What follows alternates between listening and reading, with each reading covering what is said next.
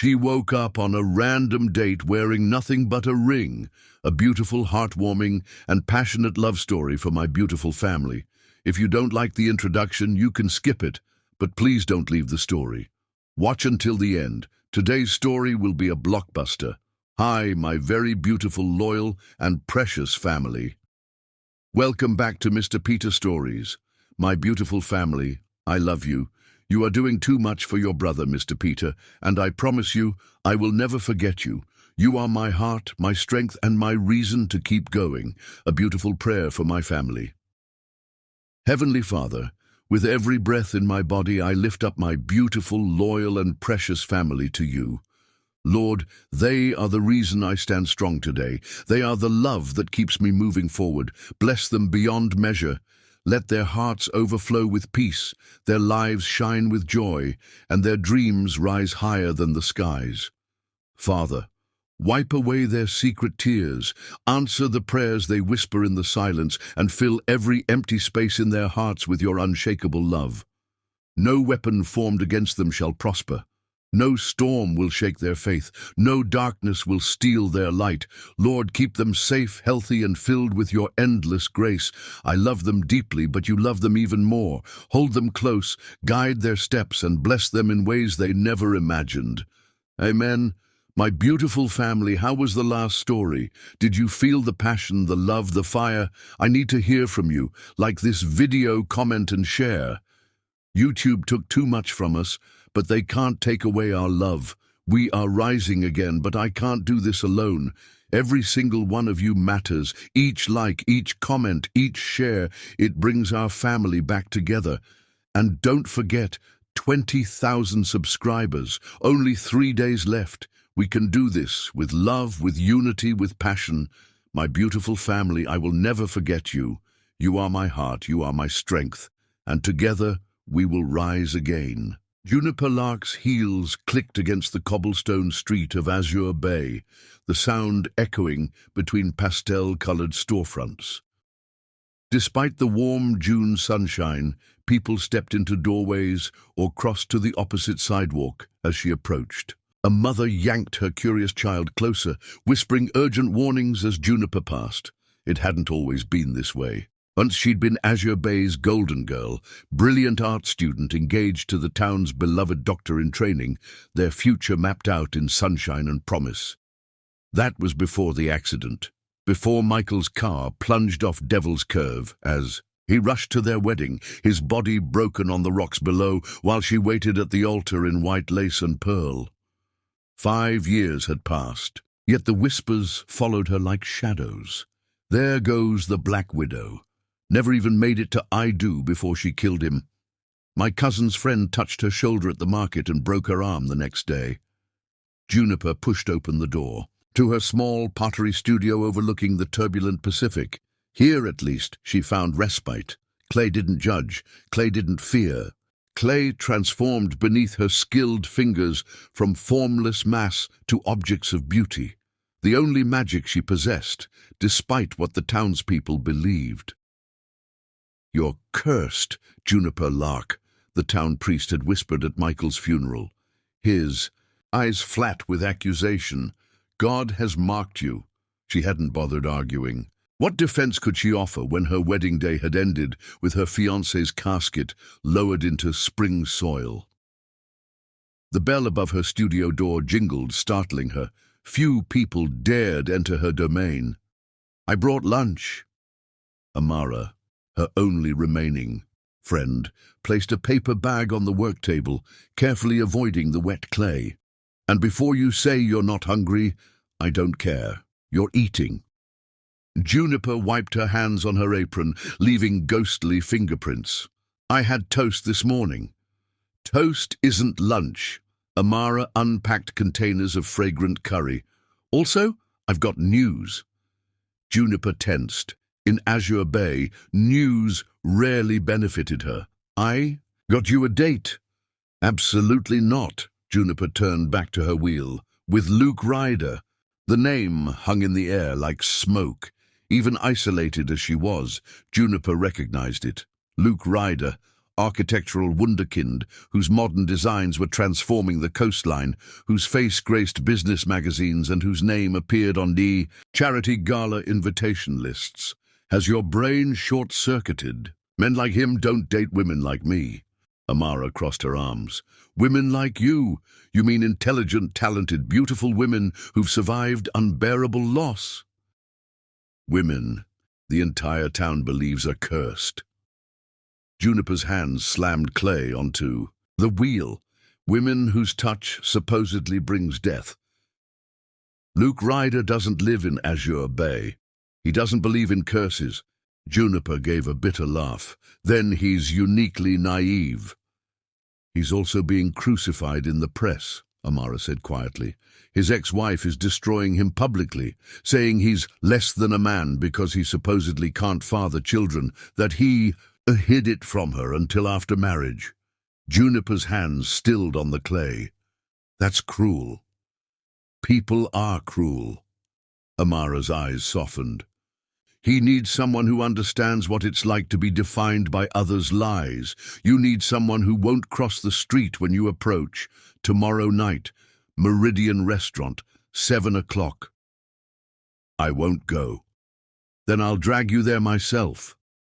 Amara headed toward the door. Wear the midnight blue dress, you know which one. Across town, in a glass-walled office overlooking the bay, Luke Ryder stared at architectural renderings without seeing them.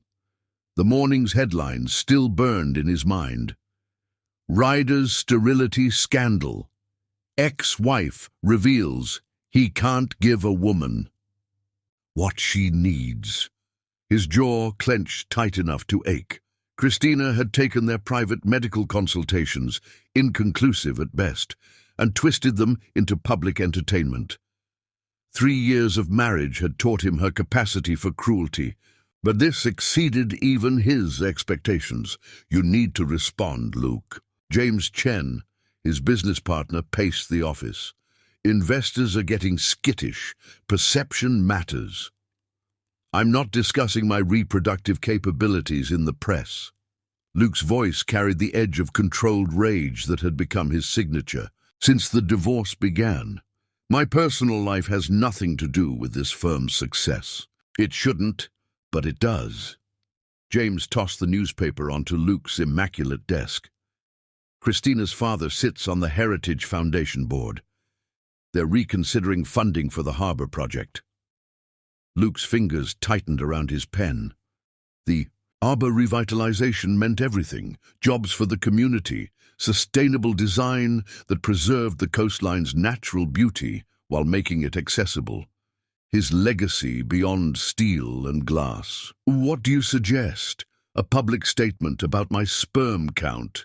James sighed. A reminder that you're more than these accusations. The charity gala's tomorrow night. Show up with someone. Look normal, unbothered. I am bothered, James. I'm being professionally sabotaged by my ex-wife's lies. Then fight back, but not with lawyers and angry denials. James's expression softened slightly. I've arranged a dinner before the gala. Woman named Juniper Lark, artist from Azure Bay. I'm not interested in your matchmaking. She's not a match. She's a dinner companion who understands what it's like to have rumors destroy your life. James headed for the door. Meridian, 7 o'clock. Wear something that doesn't scream corporate robot. After James left, Luke swiveled his chair toward the floor-to-ceiling windows. Azure Bay stretched below, postcard perfect with its curving shoreline and red-roofed buildings. Somewhere down there was a woman who supposedly understood his situation. He doubted it. No one could understand what it felt like to have your most private pain served up for public consumption, to be labeled less than a man by someone who had once promised to love you. His phone buzzed with another message from Christina. Hope you enjoyed the Morning Chronicle, darling. Just wait until they learn what else you're hiding. Luke closed his eyes, exhaustion settling into his bones. He'd loved her once, believed her declaration that children didn't matter, that their life together was enough. The truth emerged later. Her resentment growing with each negative pregnancy test, her accusations that he'd trapped her in a childless marriage, her affairs with men she deemed more virile. The divorce should have ended it. Instead, Christina seemed determined to destroy everything he'd built, his reputation, his business, his future. The latest medical report sat locked in his desk drawer, unshared even with James. Contradicting earlier findings, it suggested the infertility issues might be treatable. Not that it mattered now. What woman would want him after Christina's public evisceration? Tomorrow night, Meridian Restaurant. A blind date with a woman named Juniper Lark, who apparently carried her own burden of rumors. Luke reached for his calendar, intending to cancel, then hesitated. What did he have to lose? His reputation was already in tatters. One dinner wouldn't kill him. He couldn't possibly know how that single decision would alter the course of his life forever. Chapter 2. Electric First Sight. The Meridian perched on the edge of Azure Bay's highest cliff, its glass walls offering panoramic ocean views. Luke arrived 15 minutes early, a lifetime habit of punctuality that even tonight's reluctance couldn't break. The maitre d' led him to a secluded table where candlelight danced against crystal and white linen. "Something to drink while you wait, Mr. Ryder?" the server asked, hovering with practiced deference. "Scotch." "Neat." Luke tugged at his midnight blue tie. James's insistence that he look approachable had led to this suit instead of his usual charcoal grey. He felt exposed, off balance. The drink arrived, amber liquid catching the light. Luke took a fortifying sip, eyes drifting toward the entrance. This was a mistake.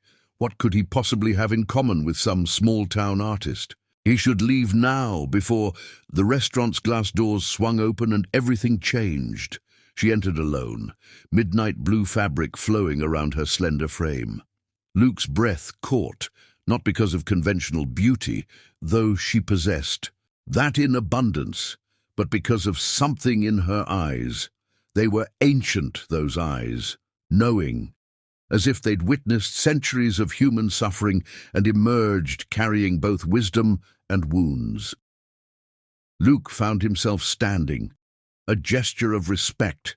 His grandfather had drilled into him that now felt instinctive rather than obligatory. The maitre d' guided her toward his table, and he noticed how other diners watched her pass, some with curiosity, others with something darker. She moved through their attention like someone accustomed to being observed, but never truly seen. "You must be Luke." Her voice carried notes of caution and courtesy in equal measure. Up close, her beauty was more arresting. Rich brown skin glowing in the candlelight, full lips quirked in a guarded half-smile, those remarkable eyes assessing him without flinching. Juniper. He extended his hand, an automatic business gesture that transformed the moment their fingers touched. Electricity sparked between them, not metaphorical but almost tangible, as if some dormant circuit had suddenly closed. Luke saw her eyes widen slightly, confirming she'd felt it too. "Do you believe in curses, Mr. Ryder?" she asked as she took her seat, skipping past social pleasantries with refreshing directness. The question should have felt absurd. He built his career on concrete realities, measurable dimensions, physics rather than superstition. Yet something about her made him consider his answer carefully. "I believe in human cruelty, disguised as superstition," he replied finally, "and please call me Luke." A genuine smile touched her lips for the first time. "Well answered, Luke." The server appeared, reciting specials neither truly heard. They ordered without much thought, food secondary to the conversation unfolding between them. "Your friend mentioned you're an artist," Luke said once they were alone again. "What medium?" "Play, primarily. There's something about transforming, Earth with your hands that feels, she paused, searching for words, redemptive. You seek redemption through art? She took a sip of wine, examining him over the crystal rim. Don't we all seek redemption through something? Your buildings transform spaces, create order from chaos. Is that so different? Luke leaned forward, forgetting his earlier reluctance. Most people see architecture as mathematical, practical. Most people lack imagination. Her fingers traced patterns on the tablecloth. I've seen your harbor design. It speaks of healing, the way the structures embrace the shoreline rather than dominate it. He felt strangely exposed, as if she'd glimpsed something in his work he'd intentionally buried. You follow architecture? I follow beauty, in whatever form it takes. Her eyes met his directly. Your ex-wife's interviews seem determined to erase the beauty you've created. The blunt acknowledgement of his public humiliation startled him. Most people pretended not to recognize him or avoided the subject entirely, just as your town seems determined to forget you're a human being rather than a convenient scapegoat, he countered. Silence fell between them. Not uncomfortable, but charged with recognition. They dispensed with pretense in record time, reaching a level of honesty Luke rarely experienced, even with longtime associates.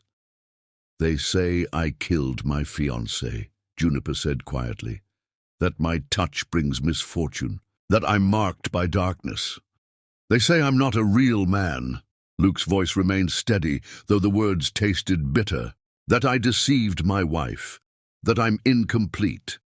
Are you? She asked, not unkindly. Incomplete? Any of us complete. She smiled sadly. I think that's humanity's great illusion, that somewhere perfection exists, that wholeness is possible, without cracks and missing pieces.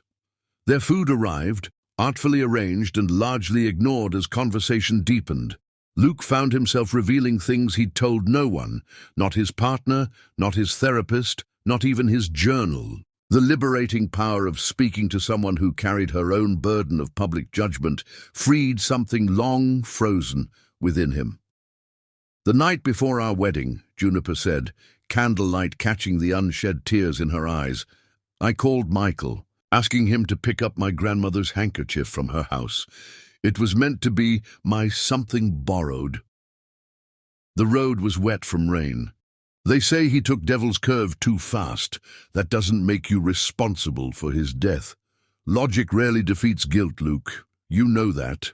She glanced toward the windows where darkness had fallen, transforming them into mirrors reflecting their solitary table. Your ex-wife's accusations, they've affected your business? The foundation funding our harbor project is reconsidering their commitment. 3 clients have delayed signing contracts. My board is getting nervous. He rotated his scotch glass slowly. All because Diana decided my private medical information made good tabloid fodder. Is it true, what she's saying? The question would have enraged him from anyone else. From Juniper, it felt like an offered confidence rather than an invasion. The doctors were never conclusive, he admitted, and recent tests suggest earlier findings may have been incorrect. Not that it matters now. Truth always matters, she said simply. Their desserts remained untouched as the restaurant gradually emptied around them. Neither seemed to notice the passing hours or the curious glances from the staff. A violent crack of thunder finally interrupted their conversation as a summer storm rolled in from the Pacific. I should get you home, Luke said, reluctantly signaling for the check. Yes, I suppose we should. Juniper's words cut off as lightning illuminated the darkness outside, followed immediately by torrential rain hammering against the glass. The maitre d' approached apologetically. Mr. Ryder, the storm has flooded the lower access road. The highway remains open if you'd like to depart, but visibility is quite poor. Luke looked to Juniper, suddenly unwilling to end their evening. We could wait it out, he suggested. Unless you need to get back. Her smile held a new warmth. No one's waiting for me. They moved to the restaurant's covered terrace, where they could watch the storm's fury lashing the coastline below. The air smelled of ozone and salt, primal elements unleashed. Most patrons had braved the weather, leaving them virtually alone, except for staff clearing distant tables. I've always loved storms, Juniper said, standing close to the glass barrier. They remind me that nature doesn't care about human judgment or human pain. They simply are, powerful, beautiful, devastating. Luke moved beside her, close enough to feel the electricity between them once more. Like certain conversations, her eyes met his, no longer guarded but luminous, with something he couldn't name. Without conscious thought, he reached for her hand. When she didn't pull away, he drew her gently into his arms. "Dance with me," he murmured, though no music played beyond the rhythm of rain and distant thunder. Here, now. When better. She moved with him in perfect synchrony, their bodies finding a natural harmony that belied their recent acquaintance. As they turned slowly on the empty terrace, Luke felt something long dormant awakening within. Desire, yes, but something deeper. Recognition. When his lips finally met hers, the connection transcended physical attraction. The kiss felt like coming home to a place he'd never known existed yet had always been seeking. Juniper's arms tightened around his neck, her body yielding against his as the storm raged around their sanctuary of glass and stone. Neither spoke when they finally parted, both understanding that words would diminish what had just passed between them. Instead, Luke offered his hand once more, a question rather than a demand. Juniper's answer came as she laced her fingers through his, following him into the rain-washed night and whatever destiny awaited them beyond. Chapter 3. One night changes everything. Rain lashed against the windows of Luke's penthouse, creating silvery rivers down the vast glass walls. The city lights of Azure Bay sparkled below through breaks in the storm clouds, a constellation of earthbound stars. Neither Luke nor Juniper bothered turning on the lights, preferring the dramatic illumination of occasional lightning that painted the minimalist space in stark relief. "This isn't me," Juniper said softly, standing in the center of his living room. Water dripped from her dress, creating a dark pool at her feet. "I don't go home with men I've just met." Luke crossed to a cabinet, retrieving 2 crystal glasses and a decanter. "This isn't me either," he admitted, pouring amber liquid into each glass. "I don't kiss strangers on restaurant terraces." "Then what are we doing?" She accepted the drink, her fingers brushing his with that same electric connection that had startled them both earlier. "Being honest, perhaps." He gestured toward a plush sofa facing the panoramic windows. "With ourselves, if nothing else." Juniper sank gracefully onto the cushions, suddenly aware of how her wet dress clung to her curves. "I should change. I'll find you something." Luke disappeared down a hallway, returning moments later with a soft grey shirt. "The bathroom's through there. Take your time." When she emerged, his shirt hanging to her thighs, Luke had built a fire in the sleek gas fireplace. The flames cast dancing shadows across the polished concrete floors. He'd changed as well, trading his formal suit for comfortable lounge pants and a fitted t-shirt that revealed the lean, muscled physique his business attire had only hinted at. "Better?" he asked, voice dropping slightly as his eyes traveled over her bare legs. "Much." She curled into the corner of the sofa, tucking her feet beneath her. "Though I feel overdressed compared to most women who probably find themselves in your penthouse at midnight." Luke's laugh held genuine amusement. "You'd be surprised how few women find themselves here at all, midnight or otherwise. The notorious Playboy architect lives like a monk? I find that hard to believe." "Believe what you like," He settled beside her close enough to feel her warmth without touching. But relationships haven't been my priority since the divorce. Work is simpler, more controllable. Until it isn't, Juniper sipped her drink, savoring the smoky burn. Until someone uses your private life to threaten your professional achievements. Lightning flashed, illuminating the raw emotion that crossed his face. Yes, I understand that invasion. She gazed into the flames. After Michael died, reporters dug into every aspect of our relationship. They interviewed his friends, my friends.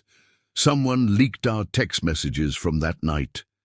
The town treated his death like entertainment and me like a character in their tragic play. Is that why you stay? Luke asked. In a place that treats you with such cruelty?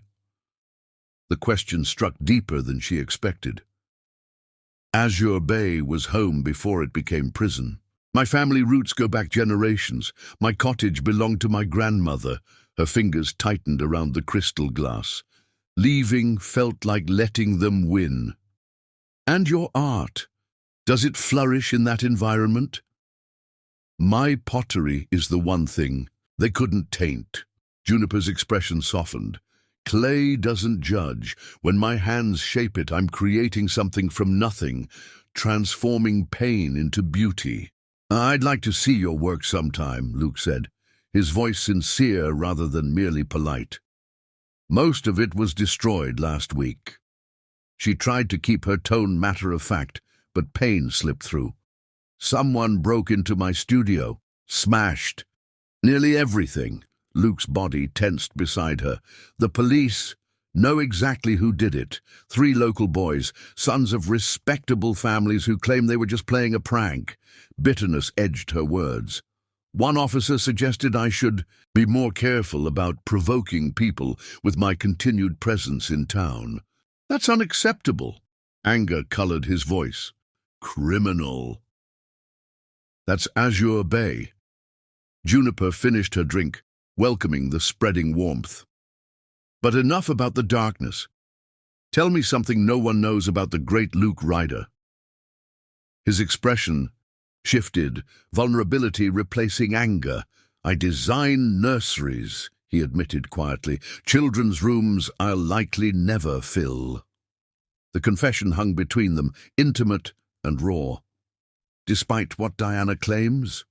Dusty hope persists against reason sometimes. He set his glass down, turning to face her fully. The doctors were never definitive. Recent tests suggest the issue might be treatable. Not that it matters now. What woman would want me after Diana's? Public campaign? Juniper reached out, her fingers tracing the strong line of his jaw. A woman who recognizes truth when she hears it. The touch sparked something primal between them. Luke caught her hand, pressing a kiss against her palm that sent shivers coursing through her body. When his eyes met hers, they contained a question she answered by leaning forward, her lips finding his with newfound certainty. Unlike their first kiss on the terrace, this one held no hesitation. Luke's arms encircled her waist, drawing her onto his lap as the kiss deepened. Juniper's fingers threaded through his hair, her body arching against his with instinctive desire. 5 years of self-imposed isolation melted away beneath his touch, her senses awakening with almost painful intensity. We should stop, he murmured against her throat, even as his hands slipped beneath the borrowed shirt to find bare skin. Why? She challenged, pulling back to meet his gaze. Because we barely know each other. Because the world has labeled us both defective.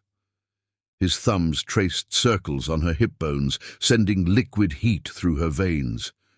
Because I don't want you to regret anything. Juniper's laugh held both affection and certainty. Luke Ryder, I've spent 5 years drowning in regret. Tonight, I choose to breathe. Her words broke the final barrier between them. Luke stood, in one fluid motion, lifting her as if she weighed nothing. Juniper wrapped her legs around his waist, continuing their kiss as he carried her down the hallway to his bedroom, where floor-to-ceiling windows revealed the storm still raging over the Pacific. "Last chance to reconsider," he whispered, as he laid her gently on the silk-covered bed. Juniper answered by pulling the shirt over her head, revealing herself completely to his gaze. Lightning illuminated the room, casting her brown skin in silver light. "No more hiding," she said softly. "Not tonight." What followed transcended physical pleasure.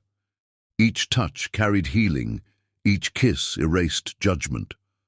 Luke worshipped her body with a reverence that brought tears to her eyes, his hands and lips discovering secrets she'd forgotten she possessed. Juniper matched his passion with her own, finding freedom in abandoning the caution that had defined her existence since Michael's death. "No one has ever looked at me the way you do," she confessed against his skin as they moved together. "No one has ever seen me," he answered, his voice raw with emotion and desire. Their bodies found perfect rhythm, building toward completion with an intensity that startled them both. When release finally came, it carried the force of redemption, washing away years of isolation and judgment in waves of shared pleasure. Afterward, they lay entwined as the storm gradually subsided outside. Luke's fingers traced idle patterns on her bare shoulder, his heartbeat steady beneath her cheek. Neither spoke, unwilling to diminish with words what had passed between them. Eventually, exhaustion claimed them both. Juniper drifted into the first truly peaceful sleep she'd known in years, safely anchored in Luke's embrace. He remained awake slightly longer, watching her features soften in repose, marveling at how this woman he'd known for mere hours had penetrated defenses built over a lifetime.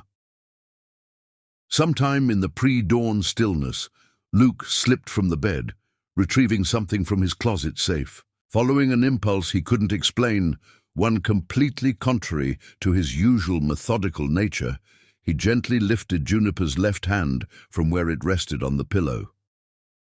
"My grandmother told me I'd know when I found the one who truly saw me," he whispered, though she couldn't hear, "that when it happened, time would become irrelevant." His grandmother's diamond ring, a priceless family heirloom he'd kept despite his cynicism about lasting love, slid perfectly onto her finger. In sleep, Juniper smiled slightly, her hand curling as if to protect this unexpected gift. Luke returned to bed, gathering her against his chest once more. Something fundamental had shifted within him, within them both. Whatever came next, they had shared this perfect night where two damaged souls had recognized each other across the darkness. Morning sunlight streamed through uncurtained windows, bathing the bedroom in golden light when Juniper finally stirred. For a moment, disorientation clouded her mind. The unfamiliar room, the silk sheets against her naked skin, the pleasant ache in muscles long unused. Then memory returned in a rush of images and sensations from the night before. She stretched languorously, expecting to find Luke beside her. Instead, her hand encountered empty space, still warm from his body. As she raised her arm to push back her tangled hair, sunlight caught something on her finger, sending prismatic rainbows dancing across the wall. Juniper froze, staring at the enormous diamond now adorning her left hand. Before she could process this discovery, Luke appeared in the doorway. Unlike the confident architect from last night, he appeared almost boyish in his vulnerability, carrying a tray with coffee and fresh fruit. Setting the tray aside, he approached the bed slowly, then knelt beside it. His eyes, intense with emotion, held hers as he took her ringed hand in his. "Marry me," he said simply.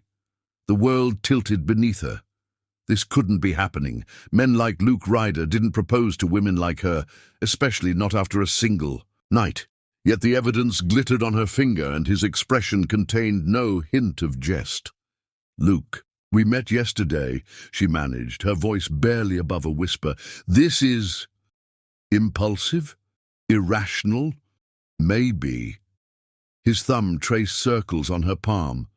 I've spent my life calculating structural loads and planning every detail with mathematical precision. This doesn't fit my pattern, and that's precisely why I trust it. Panic flooded her system. We should date, have dinner with friends, argue about movies, learn each other's annoying habits. We will, he assured her. I'm not saying we should get married tomorrow. I'm saying I know, with the same certainty I know about load-bearing, walls and cantilevered structures, that what happened between us last night wasn't casual or temporary. Without a word, Juniper fled to the adjoining bathroom, locking the door behind her. Pressing trembling hands against cold marble, she stared at her wild-eyed reflection. "What have I done?" she whispered to the stranger in the mirror, a woman she barely recognized, flushed with passion, adorned with diamonds, offered a future she'd long ago surrendered. Beyond the door, Luke waited, patient but determined, for the woman who had somehow become essential to his existence in less than 24 hours. Chapter 4. The World Turns Cruel. 15 minutes passed before Juniper emerged from the bathroom, wrapped in Luke's robe, her face composed but pale. The diamond still glittered on her finger. She hadn't been able to bring herself to remove it, though logic screamed that she should. Luke stood by the windows, tension evident in the set of his shoulders. He turned when he heard the door open, his expression guarded yet hopeful. "I apologize if I frightened you," he said quietly. "That wasn't my intention." Juniper crossed to where he stood, sunlight warming her face. "You didn't frighten me, Luke. I frightened myself." She glanced down at the ring. "This is madness. You know that, don't you? We met yesterday." "Time is relative," he replied, closing the distance between them. "Some people spend decades together and remain strangers. Others connect instantly. Connection isn't commitment." Her voice softened. "This ring, it's exquisite, valuable. It was my grandmother's. She gave it to me before she died, told me to save it for the one who sees you. I never understood what she meant until last night." Emotion tightened Juniper's throat. Part of her wanted to surrender to this beautiful madness, this man who looked at her without fear or judgment. The practical part, the part that had survived 5 years of isolation, knew better. "The world won't allow this," she said finally. "Your world or mine." Luke's hand gently cupped her cheek. "My buildings withstand hurricanes and earthquakes, Juniper, but nothing I've created has felt as essential as what's beginning between us." His phone chimed from the bedside table, breaking the moment. Luke reluctantly checked the screen, his expression darkening. "James needs me at the office. Emergency board meeting." He hesitated. "Will you be here when I return?" The question contained layers of meaning beyond its simplicity. Juniper found herself nodding despite her reservations. "Yes, I'll be here." After Luke left, Juniper wandered the penthouse, coffee in hand, examining the space that reflected its owner's soul. Unlike the cold minimalism she'd expected, Luke's home contained warmth amid its clean lines, bookshelves filled with well-worn volumes, photographs of global architectural wonders, and surprisingly, several pieces of handcrafted pottery that caught her professional eye. Her phone buzzed with a text from Amara. "How was dinner? Details, please." Before Juniper could respond, another message appeared. "Have you seen this? What happened after you left the restaurant?" Attached was a link to Azure Bay's local news site. With growing dread, Juniper clicked it open. The headline screamed across her screen, "Cursed woman ensnares troubled architect." Below was a photo of her and Luke kissing on the Meridian's terrace, his hands tangled in her hair, her body pressed against his. The lighting made the moment appear almost supernatural. their silhouettes outlined by lightning, the storm raging behind them. The article was worse. Sources at the exclusive Meridian restaurant report that notorious Black Widow, Juniper Lark, spent hours in intimate conversation with architect Luke Ryder, whose recent personal scandals have threatened his professional standing. The pair left together during last night's violent storm. Could Ryder be the next victim of Lark's deadly touch, or is this a calculated alliance between two social pariahs? Nausea rose in Juniper's throat. Someone at the restaurant, staff or patron, had betrayed their private moment for profit or entertainment. Her phone began buzzing continuously with notifications as the story spread through social media. "Now you'll kill him too," read one anonymous message. "Gold-digging witch," said another. "He must be truly desperate," commented a third. Luke's phone calls went straight to voicemail. The emergency board meeting, she realized, likely concerned this very story. Their one perfect night was already being poisoned by the world's cruelty. By afternoon, national gossip sites had picked up the story, adding their own sensationalist spin. One unearthed photos of Michael's wrecked car alongside the image of her kissing Luke with the ghoulish caption, "History repeating, Ryder's risky romance." Another featured an exclusive interview with Luke's ex-wife. "I'm concerned for Luke's well-being," Diana Ryder told our reporter. "He's clearly in a vulnerable state after our divorce, and this woman seems to prey on vulnerable men. First, her fiancé, now Luke. He's already dealing with deeply personal medical issues that have affected his self-worth. He doesn't need someone whose history suggests catastrophic patterns." Juniper felt physically ill. The beautiful connection she and Luke had shared was being twisted into something tawdry and exploitative. Worse, she feared the impact on his already threatened career. The doorman called up around 4 o'clock. "Ms. Lark, there are photographers gathering in the lobby. Mr. Ryder suggested you might want to use the service elevator when you leave." So, Luke had anticipated this, had probably been dealing with it all day while she hid in his penthouse. Shame and anger warred within her. This was exactly why she'd maintained her isolation in Azure Bay, because her very existence seemed to attract cruelty. When Luke finally returned after nightfall, exhaustion lined his face. He loosened his tie, dropping his briefcase by the door. Without a word, he crossed to where Juniper stood by the windows and pulled her into an embrace so tight it nearly hurt. "I'm sorry," he whispered against her hair. Juniper pulled back, searching his face. "You have nothing to apologize for. I'm the one who's brought this storm to your door." "No." His voice hardened. "The storm was always there, Juniper. People who delight in others' pain, they create these tempests. We're just the latest targets." Edie moved to the bar, pouring 2 glasses of scotch. The board meeting was brutal. 3 members suggested I take a leave of absence until the situation resolves. Juniper accepted the glass, the diamond on her finger catching the light. "And the Harbour Project? The Heritage Foundation has officially withdrawn funding." His laugh held no humor. "Apparently they're concerned about associating with controversial figures." "Because of me." It wasn't a question. "Because people are cowards, Juniper. They fear what they don't understand." He held her gaze steadily. "I refused the leave of absence, by the way.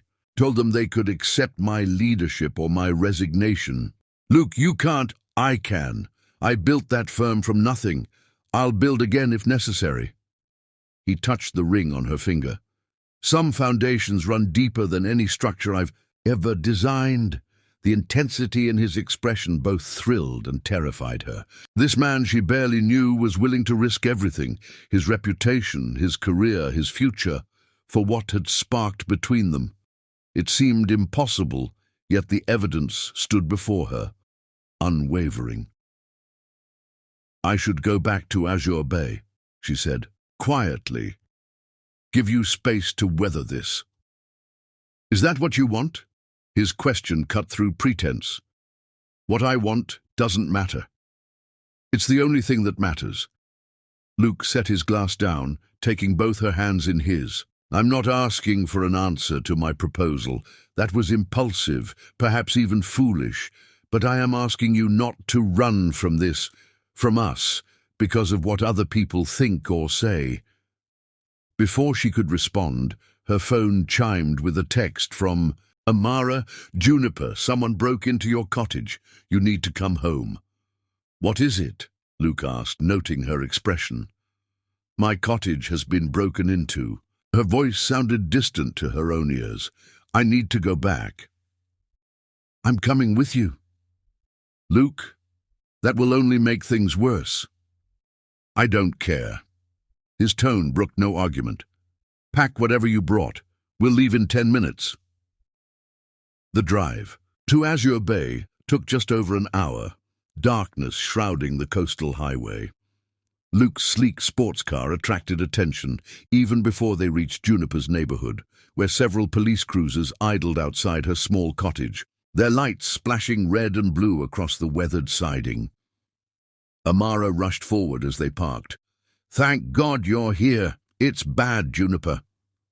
The cottage door hung from one hinge, the word "witch" spray-painted across it in dripping red letters. Inside was worse. Furniture overturned, books shredded, and most devastating, the few pottery pieces that had survived the studio vandalism now lay in fragments across the floor.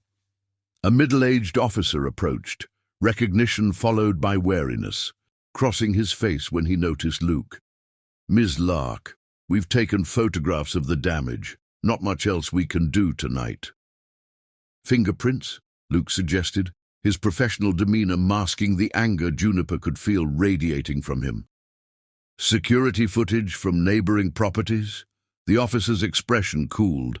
"This isn't the city, Mr. Ryder. We know how things work around here." "Meaning you know who did this but won't pursue it," Juniper said flatly. "Meaning sometimes. And things happen for a reason," the officer replied, his implication clear. "Perhaps if certain people made better choices—" "Finish that sentence," Luke interrupted, stepping forward, "and you'll be explaining to your superiors why you're being sued for dereliction of duty and civil rights violations." The officer's face flushed with anger, but he backed down, motioning his colleagues toward the door. "We'll file our report. Good night, Ms. Lark." After the police left, Juniper knelt among the wreckage of her living room, carefully gathering fragments of a blue-glazed bowl, one of her grandmother's pieces she'd treasured for years. Her fingers bled slightly from the sharp edges, but she barely noticed. "You shouldn't touch that," Amara said gently. "Let me get gloves." Luke surveyed the destruction, architect's eyes cataloguing each violation. When he spoke, his voice was deadly quiet. "You're not staying here tonight." "I have nowhere else to go," Juniper replied, still collecting pottery shards. "You have me." He knelt beside her, gently taking the broken pieces from her bleeding fingers. "This isn't safe, Juniper. Not the house, not the town." "This is my home." Her voice broke on the last word. "Everything I have is here." "Not everything." Luke's eyes held hers, and in them she saw a promise that transcended the chaos surrounding them. "Not anymore." A small crowd had gathered outside, drawn by the police lights and gossip. Through the broken front window, Juniper could see them watching, their faces a mixture of curiosity and judgment. News of her return with Luke had clearly spread quickly. "They're waiting for a show," Amara muttered, glaring toward the window. "Then let's give them one." Luke stood, pulling Juniper gently to her feet. Without warning, he strode to the front door and threw it open, facing the gathered neighbors directly. "Is this who you are?" he called, voice carrying in the night air. People who destroy rather than understand, who judge without knowing. The crowd shifted uncomfortably, but no one spoke. I know what you say about her. I know the stories you've spread. But I see someone different, someone who survived your cruelty with more grace than you deserve. Juniper moved to his side, her hand finding his. The simple gesture drew gasps from several onlookers. I'm taking her somewhere safe tonight, Luke continued. And when we return, if there's any further damage to this property, I'll personally ensure that every responsible party faces consequences, legal and financial. As he turned to lead Juniper to his car, an elderly man stepped forward from the crowd. Miss Lark, he called, his voice wavering with age. I knew your grandmother well. She would be ashamed of how this town has treated you. A murmur passed through the gathered neighbors, some agreeing, others uncomfortable with this public acknowledgement. For the first time, Juniper realized the town's attitude toward her wasn't uniformly hostile. Some had simply remained silent out of fear or indifference. Luke's arm circled her waist protectively as he guided her toward his car. Amara followed with a hastily packed bag containing the few undamaged possessions she could find. As they drove away, Juniper looked back at her violated home, tears streaming silently down her cheeks. I'll make this right, Luke promised, his hand warm on hers. Trust me. In the sanctuary of his car, speeding away from the town that had imprisoned her for 5 years, Juniper finally allowed herself to consider the impossible. That perhaps this man who looked at her without fear, who defended her without hesitation, who saw beyond the labels others had imposed, might actually be the miracle she'd stopped believing in long ago. Where are we going? She asked finally. My coastal house. It's secluded, protected. He glanced at her, determination evident in his profile. No one will hurt you there. And when this blows over, when your business suffers enough that you regret meeting me? Luke pulled the car to the shoulder of the darkened highway, turning to face her fully. Listen to me, Juniper Lark. I have spent my entire life building things that matter, things that last.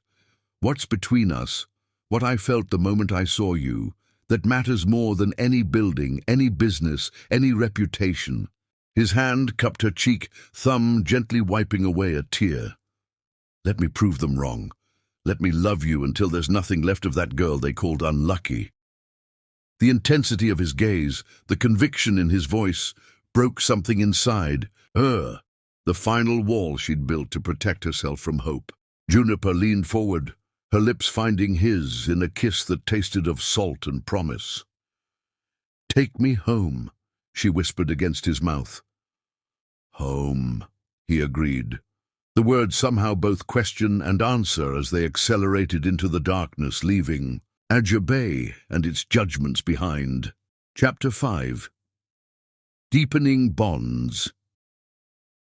Luke's coastal property emerged from morning mist like a dream, a modern structure of glass and weathered cedar perched on a rocky promontory surrounded by ancient pines and the endless Pacific. Security gates and a winding private road kept the world at bay, offering sanctuary neither had expected to need so soon.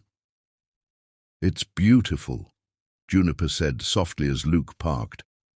Unlike his city penthouse, this place felt organic, as if grown naturally, from the coastal landscape. I designed it myself, he replied, retrieving her bag, before the firm became successful, when architecture was still about creation rather than commerce. Inside, the house opened to the horizon, walls of glass framing the dramatic coastline. Natural materials, stone, wood, and steel, created a space both commanding and comforting. Despite its modern design, the home felt lived in, personal, in a way Juniper hadn't expected. I come here when I need to remember why I became an architect, Luke explained, when politics and business threatened to overshadow the art. It feels like you, Juniper observed, trailing her fingers along a rough-hewn table, strong but with unexpected warmth. Their first day passed in quiet recovery. Juniper slept for hours in the guest suite, overlooking a secluded cove, while Luke worked remotely, fielding calls from concerned board members and irate clients. By evening, she emerged to find him in the kitchen, sleeves rolled up, preparing dinner. "You cook?" she asked, accepting the wine he offered. "Another surprise?" His smile reached his eyes for the first time since the cottage incident. "My mother believed no one should depend entirely on others for basic needs." As they ate on the terrace, conversation flowed easily. Away from prying eyes, they shared parts of themselves usually kept hidden. Luke's childhood dreams of building cities, Juniper's early love of sculpture that led to pottery. "Show me your work," she requested after dinner, gesturing toward a striking blue vase displayed in the living area. "Your real work, not the commercial projects." Luke led her to his home studio, a space filled with architectural drawings and small-scale models that revealed a vision more artistic than his public portfolio suggested. Blueprints for sustainable communities, sketches of buildings that worked with nature rather than conquering it, and most surprisingly, detailed plans for a nursery, one that would never exist in his city apartment. Juniper's fingers traced the loving detail in the nursery drawings, a mobile of stars and planets, built-in bookshelves shaped like trees, a rocking chair positioned to catch morning light. "Despite what they say about you," she said quietly, understanding now the depth of his pain, "you've never stopped planning for children." "Hope persists," he replied, his voice carefully neutral, "even when logic suggests otherwise." The intimacy of this revelation, more profound than their physical connection had been, shifted something between them. Juniper found herself sharing her own hidden vulnerabilities. She showed him the journal she'd managed to grab from the cottage, filled with letters to Michael she'd written after his death, but never sent. "I blame myself for years," she confessed, as they sat before the fireplace, the journal open between them. "If I hadn't asked him to hurry, if I'd been content with the handkerchief I already had." Luke's hand covered hers. "We can't control others' choices or fate's cruelty, Juniper. Only how we survive afterward." That night, as they prepared for bed, Luke showed her to the guest suite. Despite the passionate connection between them, he seemed determined to give her space and time. When he kissed her goodnight at her door, the restraint in his touch was palpable. "You're always welcome in my room," he told her softly. "But there's no rush, Juniper. We have time." Alone in the unfamiliar bed, Juniper stared at the ceiling, listening to waves crash against the rocky shore below. For the first time in years, she felt something dangerous growing within her chest. Hope, fragile but persistent. Sleep claimed her eventually, but not before old fears whispered warnings about the risks of believing in second chances. Nightmares still came, less frequently, but no less intense. She woke gasping, disoriented, momentarily back in Azure Bay, with whispers following her. On those nights, Luke held her without questions, understanding that 5 years of trauma wouldn't disappear in weeks. As days passed, their routine developed naturally. Mornings found them sharing coffee on the terrace, watching waves crash against the rocky shore below. Luke worked remotely from his home office, while Juniper explored the property. Discovering a small garden shed, she began converting into a makeshift pottery studio with Luke's encouragement. Under her fingers, formless clay took shape. Potential, emerging from raw material in a way that mirrored her own gradual transformation. She created pieces unlike any she'd made before, bold, expressive, unapologetically emotional. Luke watched her work sometimes, fascinated by the intensity of her concentration, the way she lost herself completely in creation. A week into their seclusion, James arrived with news from the firm. Juniper observed their conversation from the kitchen, noting the tension in Luke's posture as he received what appeared to be unwelcome information. "What's happened?" she asked after James departed. "The Heritage Foundation has officially withdrawn from the harbor project." Luke's voice remained steady, though his eyes betrayed deeper emotion. "And 3 major clients have suspended their contracts pending resolution of recent controversies." Guilt twisted through Juniper's chest. "Because of me. Because of bigotry and fear," he corrected sharply. "Don't take ownership of their ignorance." That evening, Luke received an invitation to present at an architectural symposium, a prestigious opportunity that could salvage his professional reputation. The timing, just days away, suggested someone was offering him a chance to redeem himself publicly. "You should go," Juniper insisted. "Show them your work still matters, regardless of your personal life." Luke studied her across the dinner table. "Will you come with me?" The question hung between them, weighted with implications. Appearing together publicly would confirm the relationship gossips had already condemned, potentially destroying what remained of his professional standing. "That would only make things worse," she replied carefully. "Perhaps that's exactly why we should do it."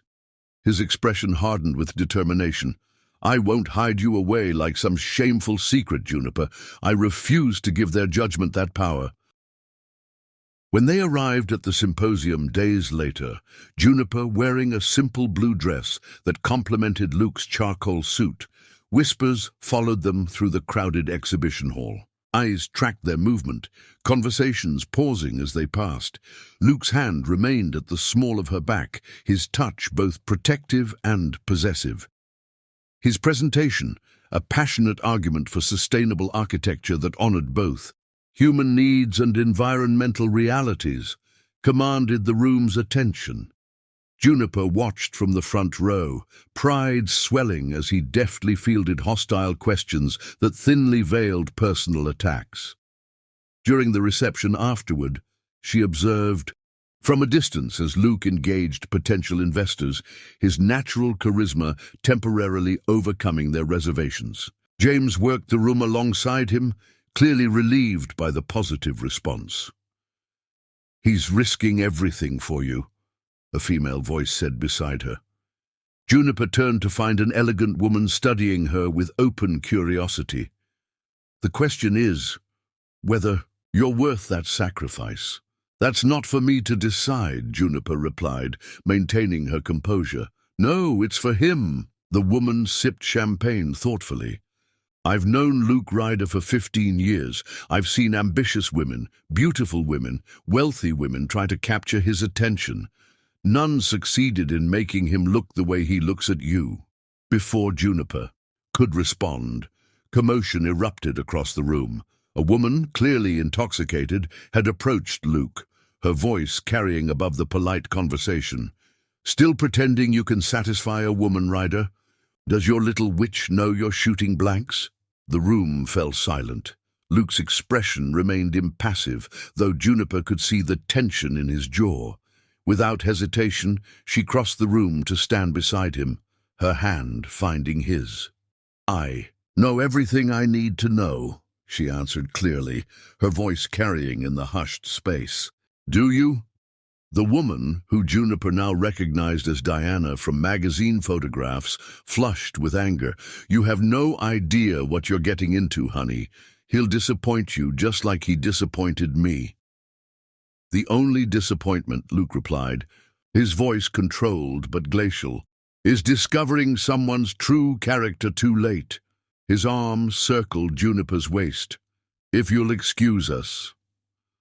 As they walked away, Juniper felt eyes tracking their exit. The whispers would intensify now, the gossip spread. Yet somehow, standing beside Luke, facing his demons alongside her own, she felt stronger than she had in years. In their hotel suite that night, the adrenaline of confrontation still coursing through them, the careful distance they'd maintained. At the coastal house evaporated. Luke's hands trembled slightly as he removed his tie, his eyes never leaving hers. "You didn't have to do that," he said quietly. "Stand with me publicly." "Yes, I did." Juniper moved toward him, certainty replacing the hesitation that had defined her for so long. "I'm tired of hiding, Luke, from judgment, from happiness, from life." His arms encircled her waist, drawing her against him.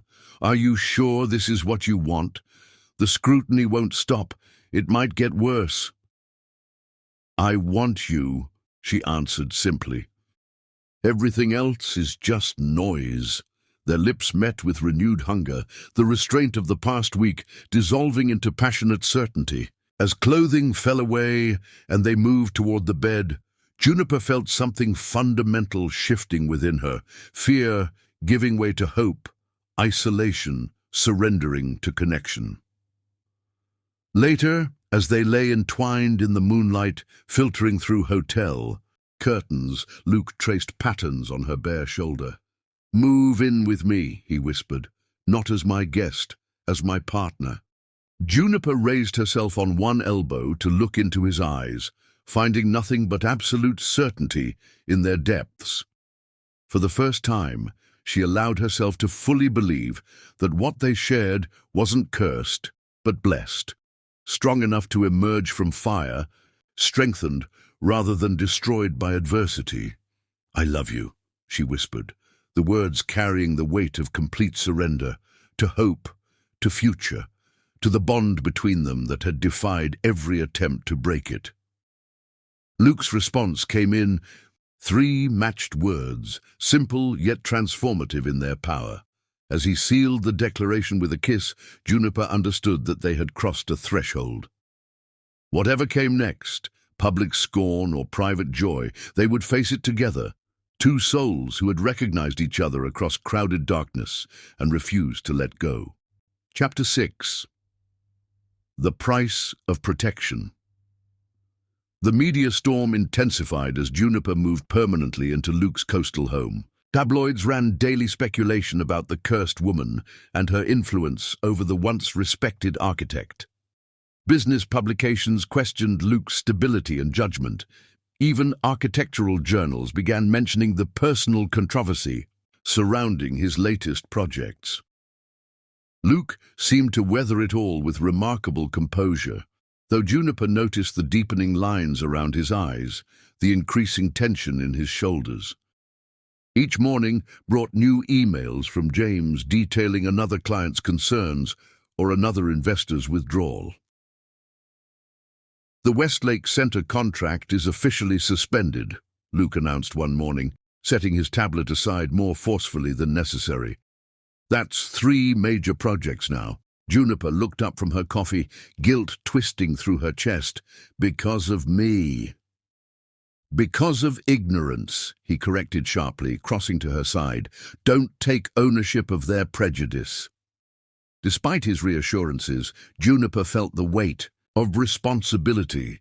Luke had built his reputation through years of dedication and talent. Now that reputation was crumbling because he'd chosen to stand by her. Her weekly sessions with Dr. Winters provided tools she'd never had, ways to challenge catastrophic thinking, techniques to ground herself when panic rose like floodwater. "Healing isn't linear," the therapist reminded her during a particularly difficult session. "Some days will still feel like drowning." The situation reached critical mass when a legal letter arrived threatening a defamation lawsuit if Luke continued to disparage his ex-wife publicly. The veiled threat was immediately followed by documents appearing in several business publications, suggesting Luke had falsified medical reports during his divorce proceedings. The leaked records painted him as manipulative and dishonest. Though heavily redacted and without context, the damage was immediate.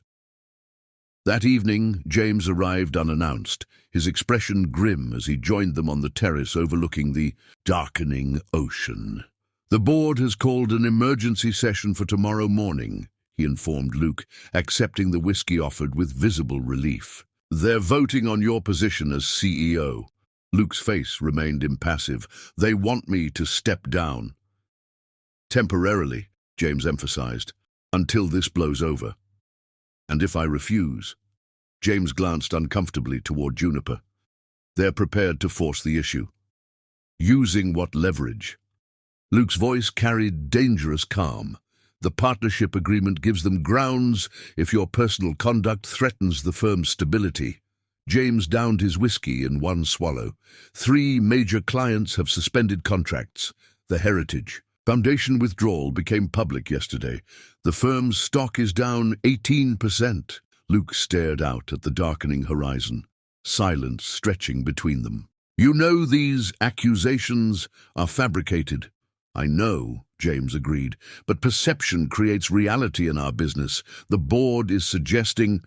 He hesitated again, eyes flickering toward Juniper. Say it, Luke demanded, that if you created distance between yourself and certain personal connections, they might reconsider. Juniper's stomach clenched. There it was, the ultimatum she'd been expecting since that first night. Her presence in Luke's life was officially costing him everything he'd spent his career building. Get out! Luke's voice remained perfectly controlled, but his eyes blazed with fury. Luke, tell the board they'll have my decision tomorrow. He stood, escorting his partner firmly toward the door. And James, consider very carefully which side you're taking here. After James departed, Luke returned to find Juniper gathering her few possessions in the guest bedroom she'd stopped using weeks ago. What are you doing? He asked from the doorway. What's necessary? Her hands trembled slightly as she folded a sweater he'd bought her. I won't be the reason you lose everything you've built. Luke crossed the room in 3 strides, gently taking the sweater from her hands. You're not doing this. You've known me 3 weeks, Luke. Your company represents years of work, your life's purpose. No. He cupped her face between his palms. Buildings rise and fall. Companies change hands. What matters is what we build between people: trust, understanding, love. Juniper's eyes widened slightly, searching his face for doubt or hesitation. She found none. They're forcing you to choose, she whispered. They already did. His thumb traced her cheekbone. And I've already chosen. The next morning, Luke dressed with particular care in his finest suit. Juniper watched from their bed as he prepared for the board meeting, his movements deliberate, almost ceremonial. Whatever happens today, he told her, leaning down for a lingering kiss, remember that some foundations run deeper than any structure I've ever designed. Luke's board meeting was scheduled for 9 o'clock. By noon, his decision had made headlines across business publications. Ryder walks, architect chooses controversial relationship over CEO position.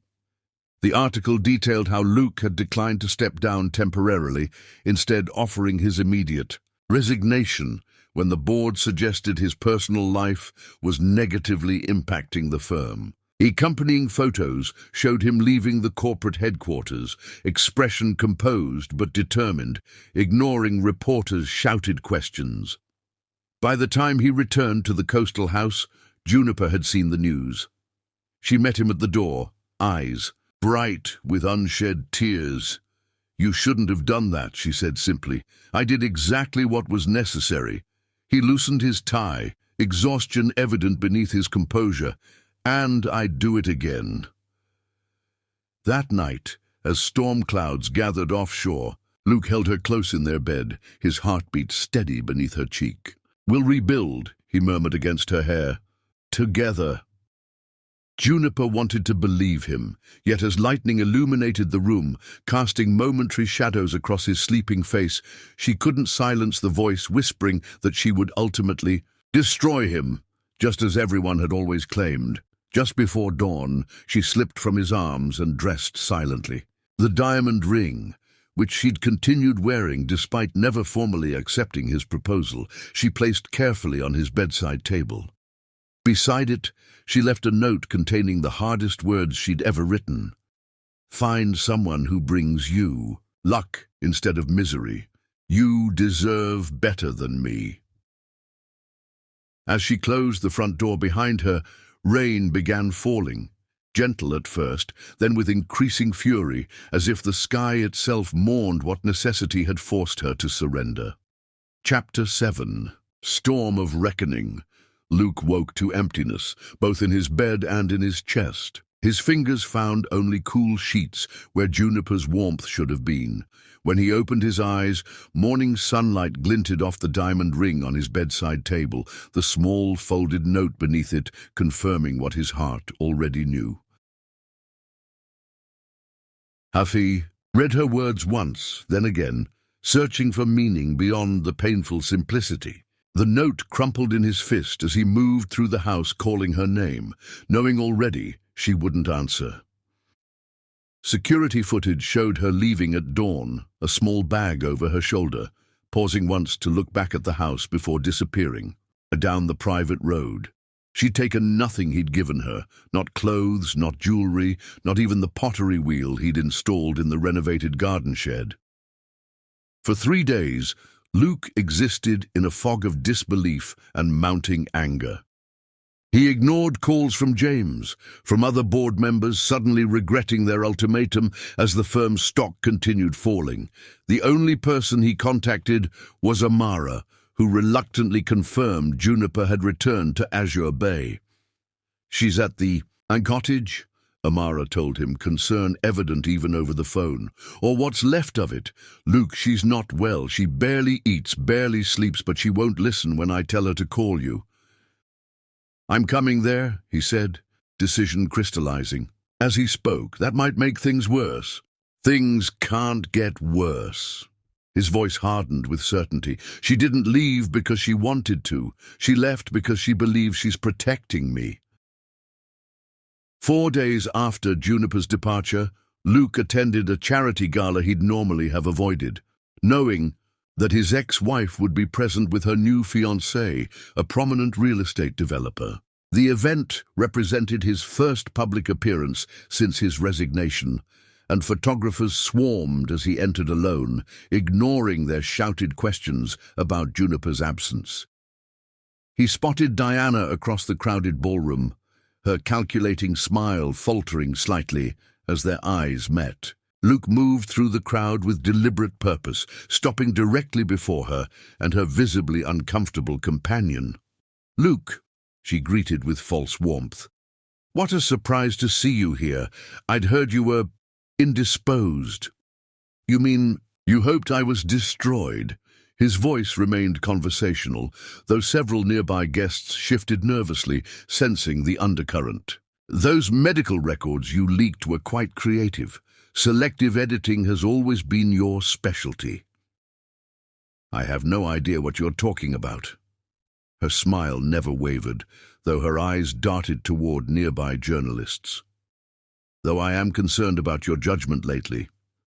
"That woman has a history." "Her name is Juniper," Luke interrupted, voice dropping to a dangerous softness. "And the only person with a concerning history is standing right in front of me." Her fiancé stepped forward, hand extended placatingly. "Look, Ryder, we're all friends here." "No, we're not." Luke's focus remained laser-sharp on Diana. "Friends don't fabricate stories to destroy reputations. Friends don't manipulate medical records for tabloid fodder. Friends don't sabotage careers out of spite."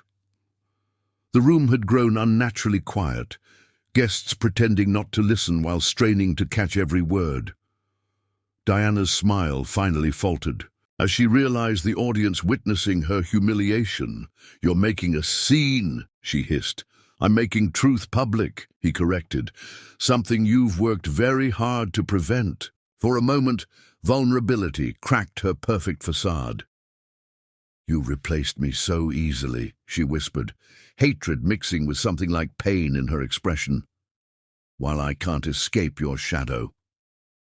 The raw honesty of her admission caught Luke off guard. Before he could respond, her fiancé, an imposing man several inches taller than Luke, gripped his shoulder. "That's enough. You need to leave."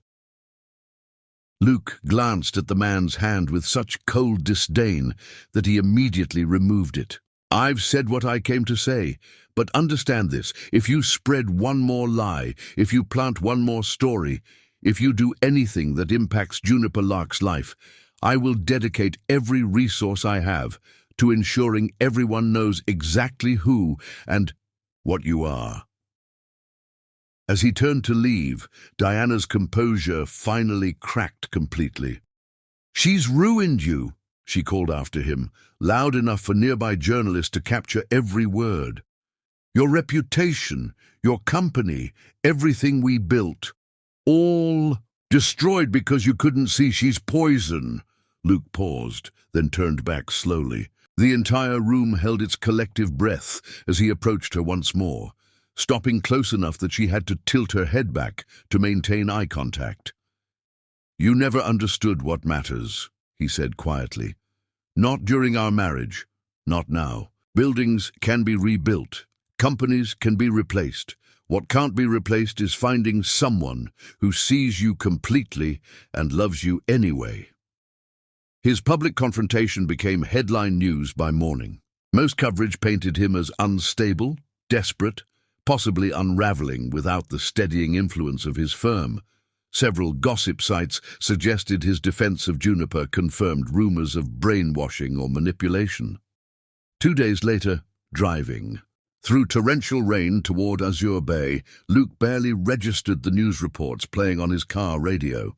His focus remained singular: finding Juniper, making her understand that her sacrifice was unnecessary, convincing her to return. The coastal highway had flooded in several places, forcing detours that added hours to his journey. By the time he reached the outskirts of Azure Bay, night had fallen and the storm had intensified to near hurricane force. Trees bent sideways in the howling wind, debris skittered across the road, and emergency vehicles passed with increasing frequency. Sirens wailing. When Luke finally reached Juniper's neighborhood, he found chaos. The storm had caused significant coastal erosion, threatening several properties along the bluff, including her cottage. Police barricades blocked vehicular access, but Luke abandoned his car and continued on foot, rain lashing his face as he fought against the wind. At the cottage, he found a scene from his worst nightmares. The rear portion of the structure hung precariously over the eroding cliff edge, while a group of locals gathered at a safe distance, watching with morbid fascination as emergency workers assessed the situation. "Where is she?" Luke demanded, grabbing the arm of a police officer. "Where's Juniper Lark?" "Sir, you need to stay behind the safety line." "The woman who lives here," Luke interrupted desperately. "Where is she?" A fisherman wearing a rain-slicked yellow jacket overhead. "Saw her go inside about an hour ago," he offered. "Crazy.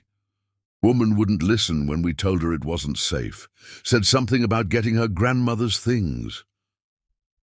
Cold terror gripped Luke's chest. Without hesitation, he ducked under the safety tape and sprinted toward the cottage, ignoring shouts from emergency personnel. The front door hung open, rain pouring through the damaged roof as he entered. "Juniper!" he called, voice nearly lost. In the storm's fury, he found her in what remained of the bedroom, frantically stuffing photographs and small keepsakes into a duffel bag. She looked up at his entrance, shock and disbelief crossing her face. "Luke, what are you?" "We need to go now." He crossed to her, taking her arm. "The cliff is giving way." As if confirming his words, the cottage groaned ominously, the floor tilting slightly beneath their feet. Juniper's eyes widened in fear, but she pulled against his grip. "My grandmother's journals," she insisted. "I can't leave them." "Juniper, there's no time. A deafening crack interrupted him as the rear wall of the bedroom separated from the floor, creating a yawning gap through which they could see churning waves far below. Luke grabbed Juniper around the waist, physically dragging her toward the front of the cottage as more floorboards splintered behind them. They burst through the front door just as a massive section of the cliff face and half the cottage with it slid into the ocean below. The gathered crowd gasped collectively, several people rushing forward to help as Luke and Juniper collapsed onto solid ground, rain still pounding them mercilessly. Luke held her trembling body against his chest, his heart racing with the narrowness of their escape. When he finally trusted himself to speak, his voice emerged rough with emotion. "Don't you ever do that again," he said against her rain-soaked hair. "Don't you ever leave me." Juniper pulled back slightly, her face pale with shock and lingering fear. "I was protecting you," she whispered. "Everything you built, your reputation, your career, it was all falling apart because of me." "No." Luke framed her face between his hands, rain streaming between them. "It was falling apart because of ignorance and cruelty. And none of it, not the firm, not the buildings, not the reputation, none of it matters without you." Lightning illuminated her tear-streaked face, vulnerability and hope warring in her expression. "I'm cursed, Luke. Everyone I love suffers. Then we'll suffer together." His thumbs wiped rain and tears from her cheeks. "Because I love you, Juniper Lark. I've loved you since I first saw you walk into that restaurant. And nothing, not public opinion, not professional setbacks, not even your own fears, will change that." The word she'd avoided, had feared claiming, hung between them, made more powerful by the storm raging around them, by the destruction of her past, quite literally crumbling into the sea. "I love you too," she finally whispered, the admission breaking something free inside her. "God help me, I've tried not to."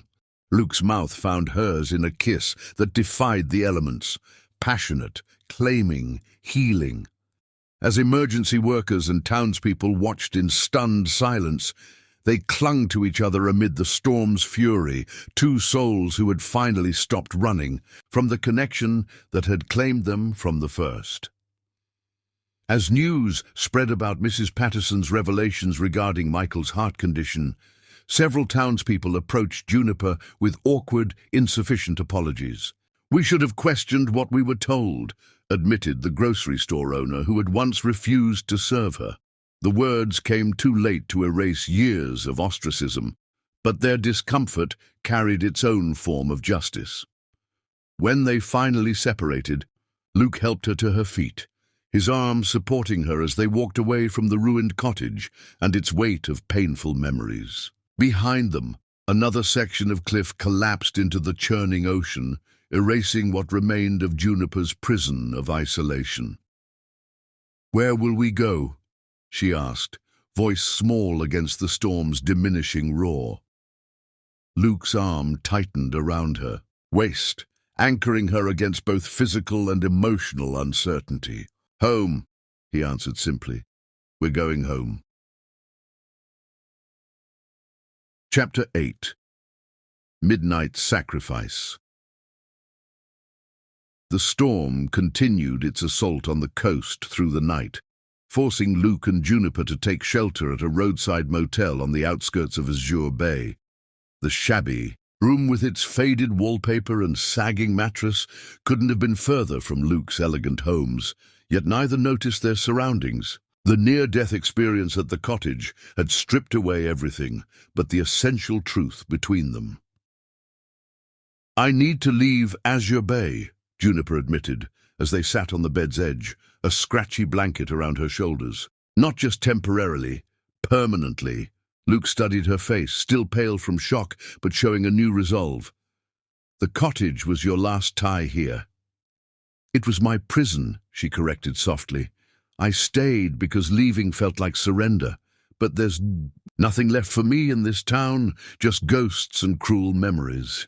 Lightning briefly illuminated the small room, thunder following almost immediately. The storm seemed determined to erase the past, washing away years of pain and isolation with its cleansing fury. "When the road's clear," Luke promised, "we'll go home, together." Morning brought watery sunshine and receding floodwaters. News reports detailed the storm's devastation along the coast, including dramatic footage of what remained of Juniper's cottage sliding into the sea. Local coverage mentioned her narrow escape with an unidentified man, avoiding any direct reference to Luke. As they prepared to leave the motel, the manager knocked on their door, expression uncomfortable. "Ms. Lark, there's someone here to see you." In the shabby lobby waited Mrs. Patterson, the elderly nurse who had attended Michael in his final hours. Her weathered face carried both concern and determination as she approached Juniper. "I heard about the cottage," she said, hands clutching a worn leather portfolio. "When they said you nearly went with it, I knew I couldn't keep silent any longer." Juniper tensed visibly. "Mrs. Patterson, I appreciate your concern, but it wasn't your fault." The elderly woman's words silenced whatever Juniper had planned to say. "His death wasn't your fault, child. It never was." Luke stepped closer, his hand finding the small of Juniper's back as she swayed slightly. "What do you mean?" Juniper whispered.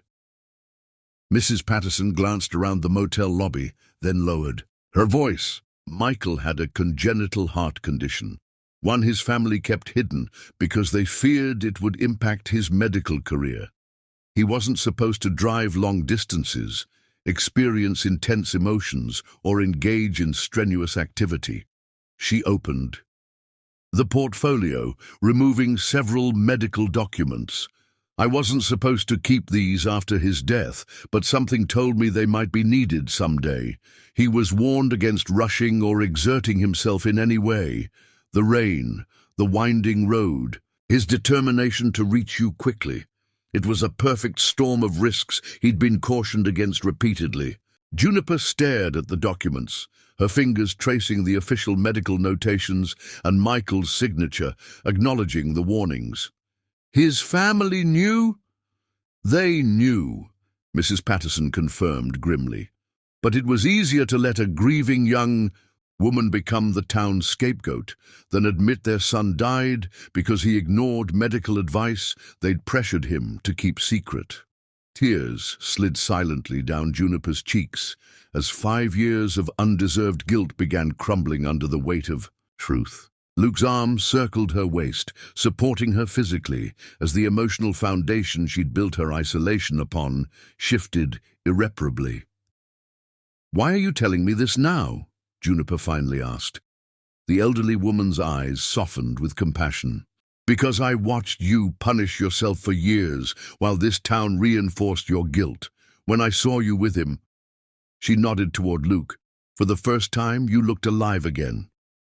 Then when the cottage nearly took you, it felt like a sign. Some truth shouldn't remain buried." After Mrs. Patterson left, Juniper sat stunned in the passenger seat of Luke's car, the medical documents clutched in her lap. They drove in silence for nearly an hour before she finally spoke.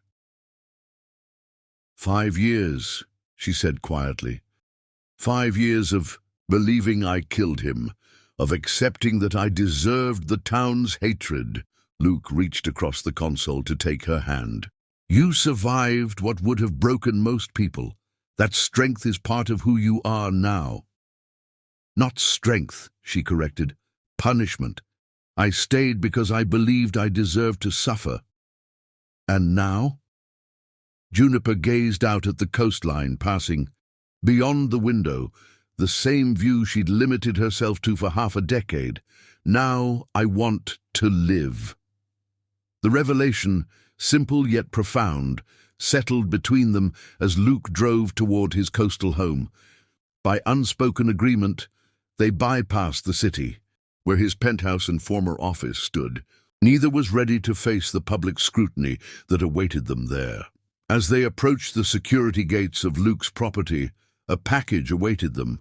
Juniper's grandmother's rocking chair, salvaged from the cottage before the storm, and restored by the town's furniture maker. The note read simply, "This belongs with you. I'm sorry we forgot what community means." The house appeared unchanged when they arrived, yet everything felt different. As Luke carried their few belongings inside, Juniper moved through the spaces with new awareness.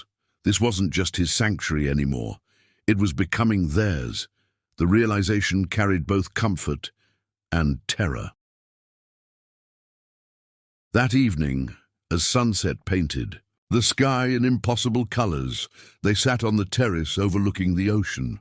The storm had cleared the air, leaving crystalline visibility and gentle waves that belied yesterday's violence. "What happens now?" Juniper asked, voicing the question that had hovered between them since their escape from the cottage. Luke considered, before answering.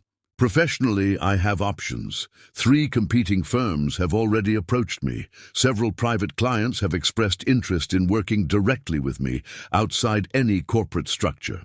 You could rebuild." "I will rebuild," he corrected. "But differently this time, on my terms." Juniper hesitated, then asked the question that truly concerned her. "And us? What happens with us now?" Luke turned to face her fully, his expression serious. "That depends entirely on what you want, Juniper." "What I want?"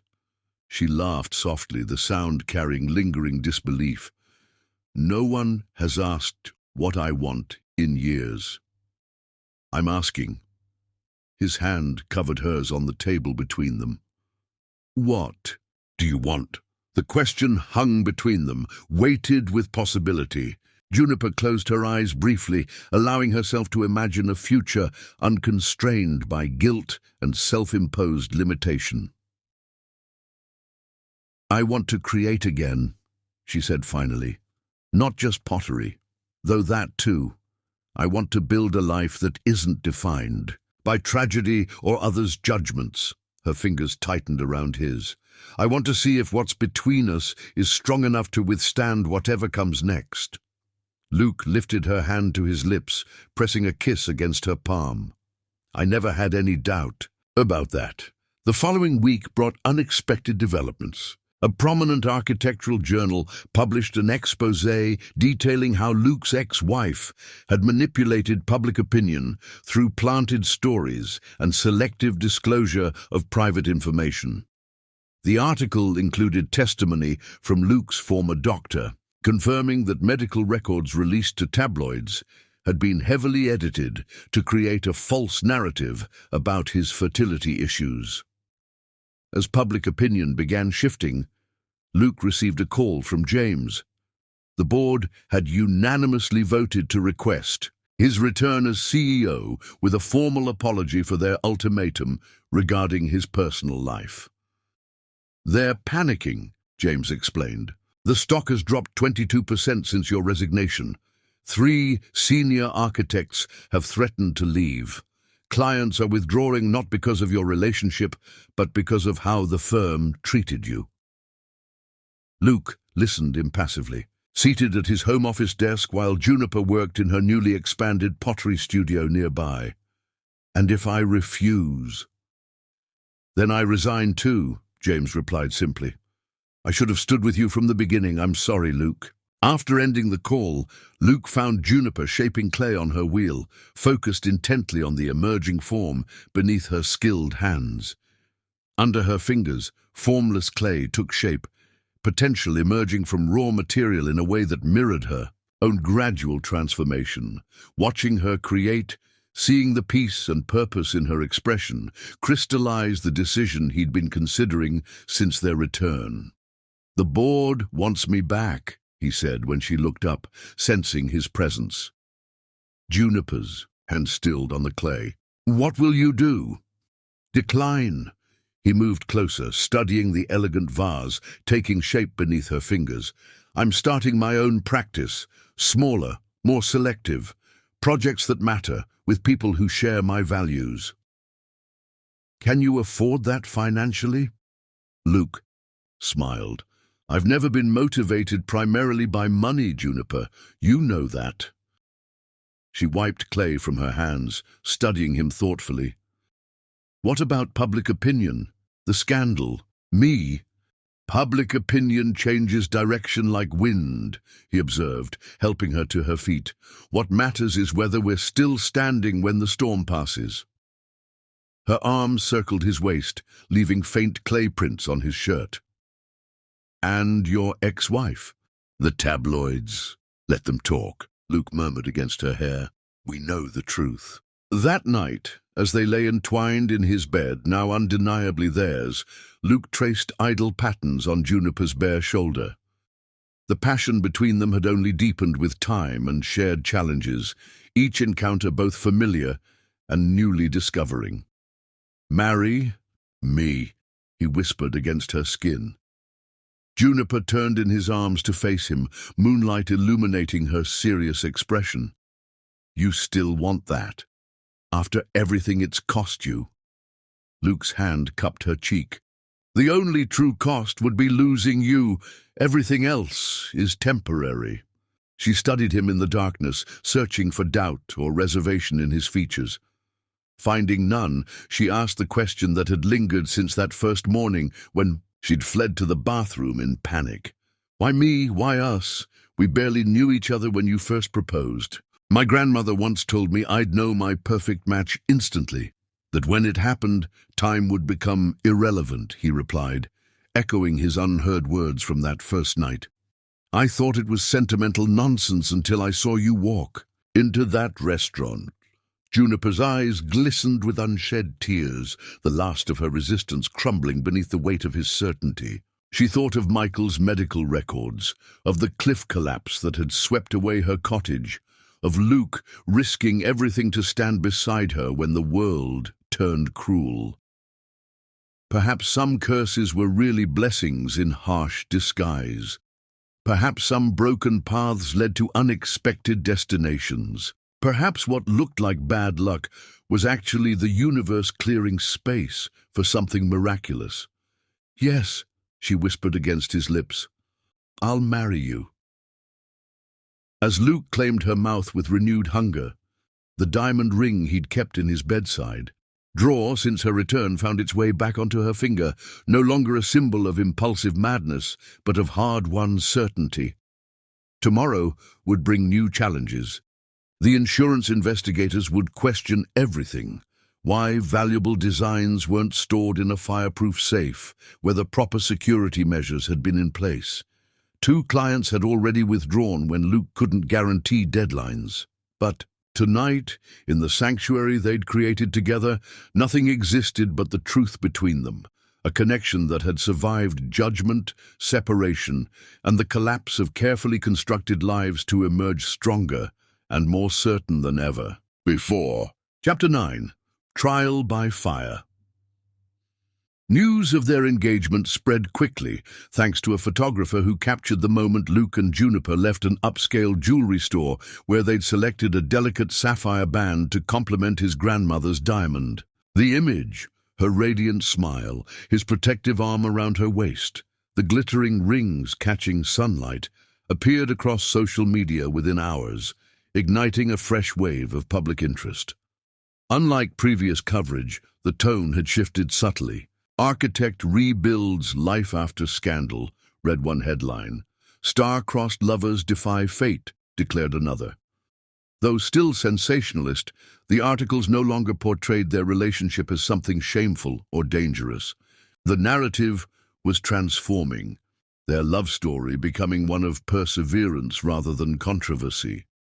What the media couldn't capture was the quiet joy blossoming between them as they planned both their wedding and their shared future.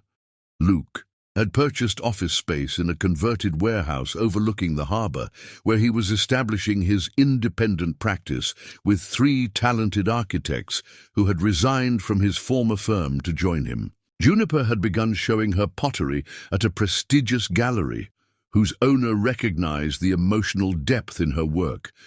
pieces that told stories of brokenness transformed into beauty. Your pieces tell stories of resilience, the gallery owner observed during the exhibition opening, studying a cobalt blue vase with fracture lines filled with gold.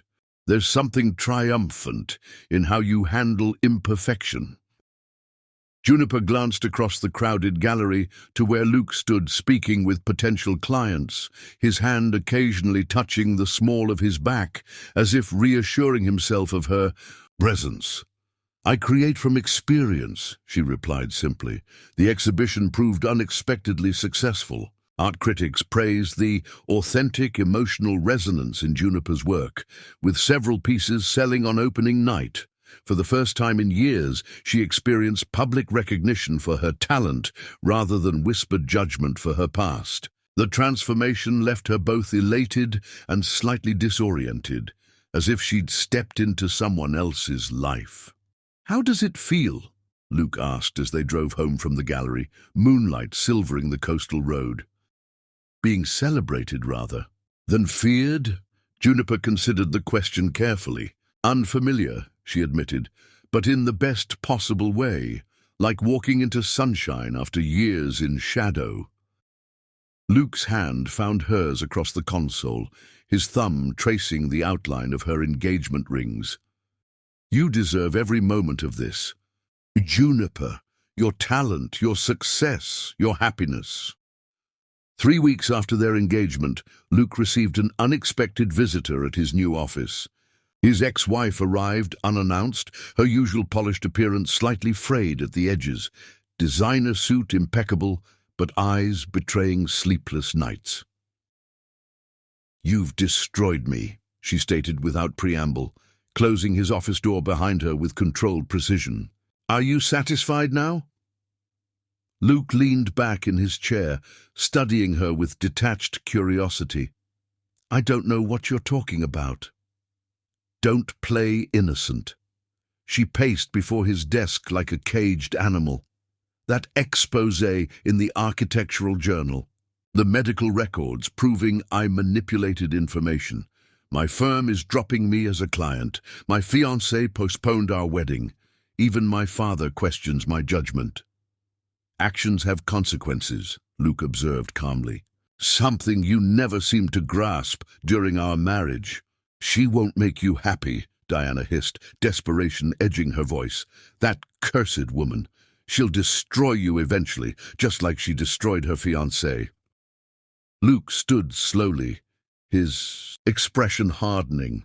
"You know nothing about Juniper, nothing about what we've built together. And you never will, because you're incapable of understanding love that isn't transactional."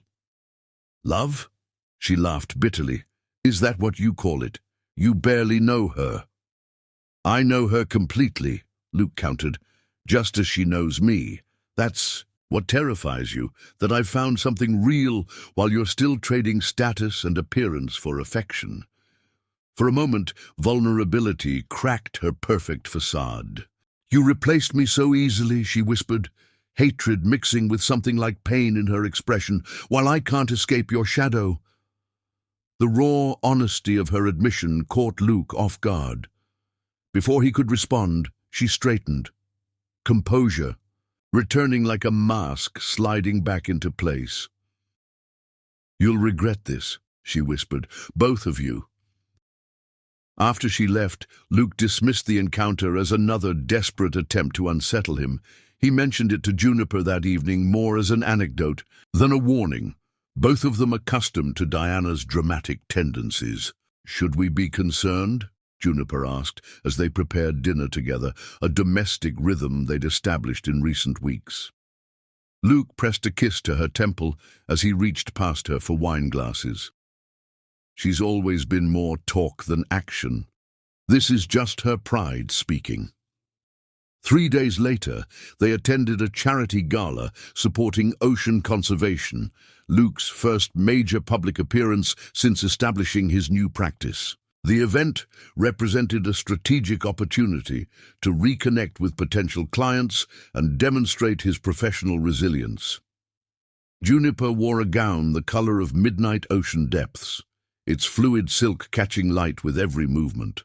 Her only jewelry was the engagement rings and simple diamond earrings Luke had given her that morning. "To match the stars in your eyes," he'd said, his typical architectural precision momentarily replaced by unabashed romanticism.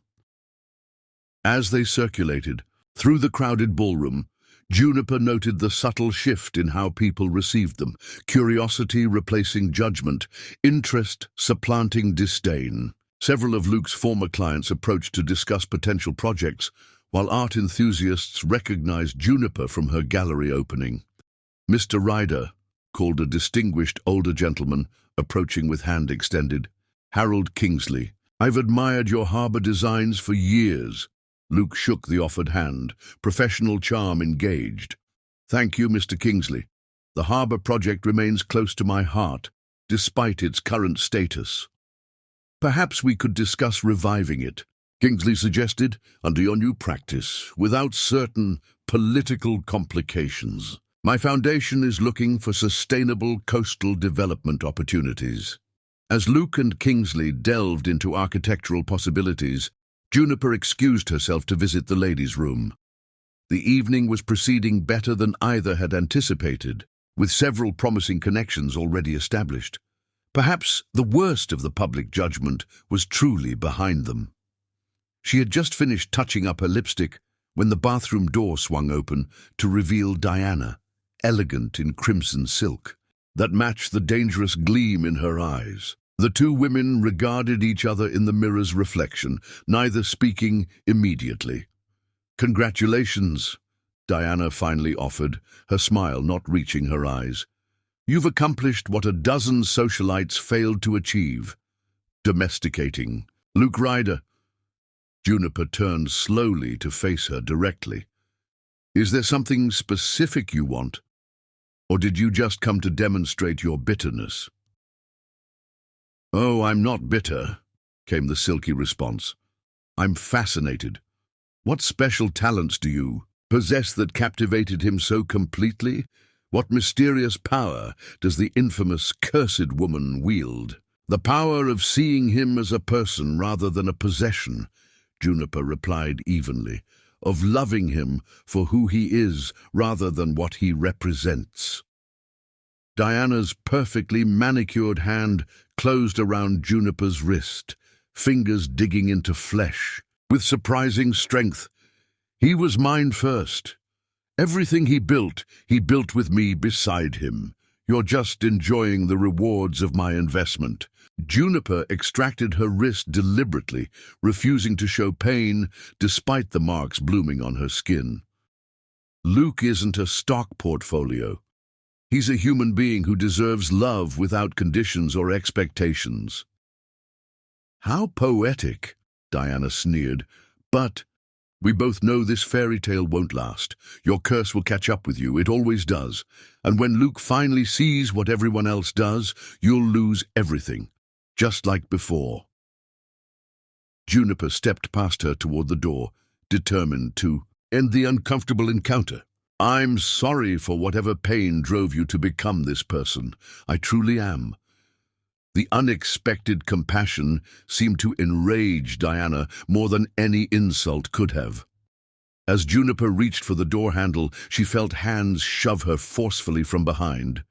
She stumbled, catching herself against the wall, shock replacing her composure. "Stay away from him," Diana hissed, her carefully maintained facade shattering completely. "Or I promise you'll regret it." When Juniper returned to the gala, she said nothing about the confrontation, unwilling to disrupt the successful evening. Luke was deep in conversation with Harold Kingsley and two other potential investors about reviving the harbor project under his new practice. The excitement in his eyes, the passion as he described sustainable elements of the design, these were worth protecting from the ugliness of his past relationship.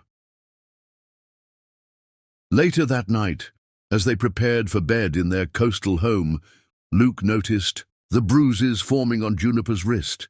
His expression darkened as she reluctantly recounted the bathroom confrontation. "This is unacceptable," he said, voice tight with controlled anger. I should call security, press charges. For what? Harsh words and a shove? Juniper shook her head. She's lashing out because she's lost control over you, over the narrative, over her carefully constructed image. Luke gently traced the marks on her skin, his touch feather-light. I don't want you hurt because of my past mistakes. I'm stronger than I look, Juniper reminded him, covering his hand with hers. We both are. The following morning brought unexpected news. Harold Kingsley had officially commissioned Luke's firm to redesign the harbour project with full funding and expanded environmental elements. Even more surprisingly, two prestigious architectural magazines requested interviews focused on Luke's innovative new practice rather than personal controversy. Things are turning around, Luke observed as they shared breakfast on the terrace, ocean breezes carrying away the lingering tension from the previous night's encounter. Finally.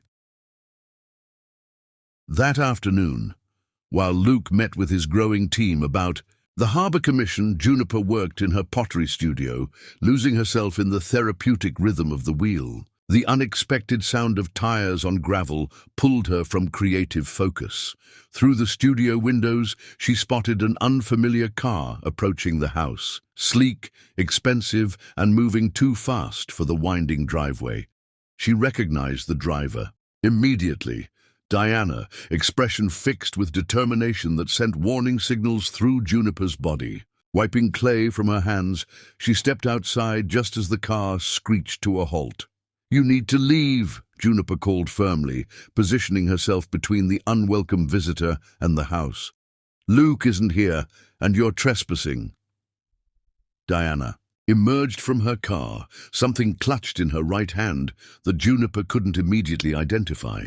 I tried to warn you both. I tried to be reasonable, but neither of you would listen. Whatever problem you have with Luke or me, this isn't the way to resolve it, Juniper replied, keeping her voice calm despite mounting apprehension. Please leave before this escalates further. It's already escalated, came the chilling response. He destroyed everything I built. Now I'll return the favor. Too late, Juniper recognized the object in Diana's hand, a small gasoline container. With horrifying purpose, she strode toward the detached wood workshop, where Luke kept his architectural models and original drawings, including all plans for the newly commissioned harbour project. Stop! Juniper moved to intercept her, but Diana was quicker, splashing liquid across the workshop's wooden exterior. The sharp smell of gasoline filled the air as she produced a lighter from her pocket. You're both cursed now, she said with eerie calm, flame igniting with a flick of her thumb. What happened next unfolded with nightmarish clarity. The flame touched gasoline-soaked wood, igniting instantly. Fire raced along the workshop's exterior with unnatural speed, smoke billowing skyward. Juniper grabbed a garden hose, knowing, even as she did that, it would be inadequate against the rapidly spreading flames. Diana watched with detached fascination for several seconds before the reality of her actions seemed to penetrate. Her expression shifted from satisfaction to horror as the fire grew beyond expectation, embers carried by ocean breezes toward the main house. I didn't mean, she began, backing toward her car. I only wanted to destroy his work, not... Call 911! Juniper shouted, already dialing Luke's number as she continued futile efforts with the garden hose. The workshop was beyond saving. Flames now reaching through its roof, heat intensifying to unbearable levels. By the time Luke arrived, the fire had spread to a section of the main house, despite Juniper's desperate attempts to contain it. Fire engines wailed in the distance as he pulled her away from danger, his face ashen with fear rather than for the property. Are you hurt? His hands frantically checked her for injuries, finding only smoke-stained clothes and exhaustion. I'm fine, she assured him, coughing slightly from smoke inhalation. But your workshop, all your designs, they don't matter. His arms encircled her with fierce protectiveness. Nothing in that building matters compared to you.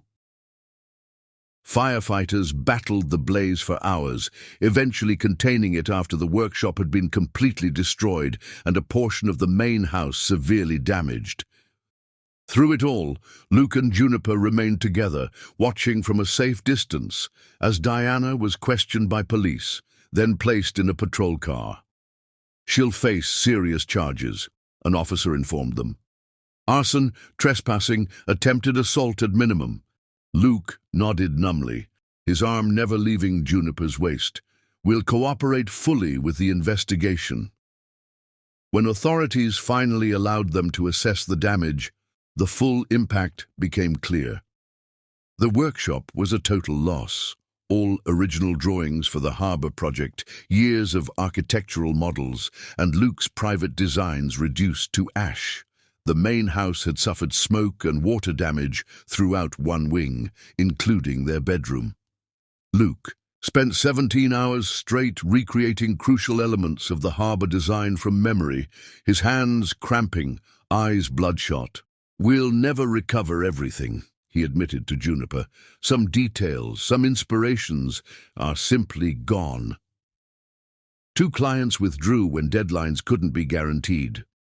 The harbor project continued only because Kingsley insisted Luke's vision was irreplaceable, granting a 3-month extension that meant Luke would work even on their honeymoon. Standing amid the destruction, Juniper felt a terrible weight settling in her chest. Once again, her presence in someone's life had brought disaster. The curse that had followed her for years seemed to have struck again, more destructively than ever before. "I'm so sorry," she whispered, voice breaking. "This happened because of me, because of us." Luke turned to her, surprise replacing the grim assessment on his face. "This happened because someone made terrible choices, Juniper. Not because of you. Not because of any curse. Your work, your home, can be rebuilt." His hands framed her face with infinite tenderness. "I'm an architect, remember? Creating from destruction is what I do." The ghost of a smile touched his lips. "And you're an artist who turns broken things into something more beautiful." As smoke still hung in the air around them, Luke pulled her into his arms, his heartbeat steady against her cheek. "This isn't evidence of a curse, Juniper. It's proof of how far someone will go when consumed by bitterness and jealousy. Our love threatened her because it's real, powerful enough to withstand even this." That night, they stayed at a nearby hotel, both physically and emotionally exhausted.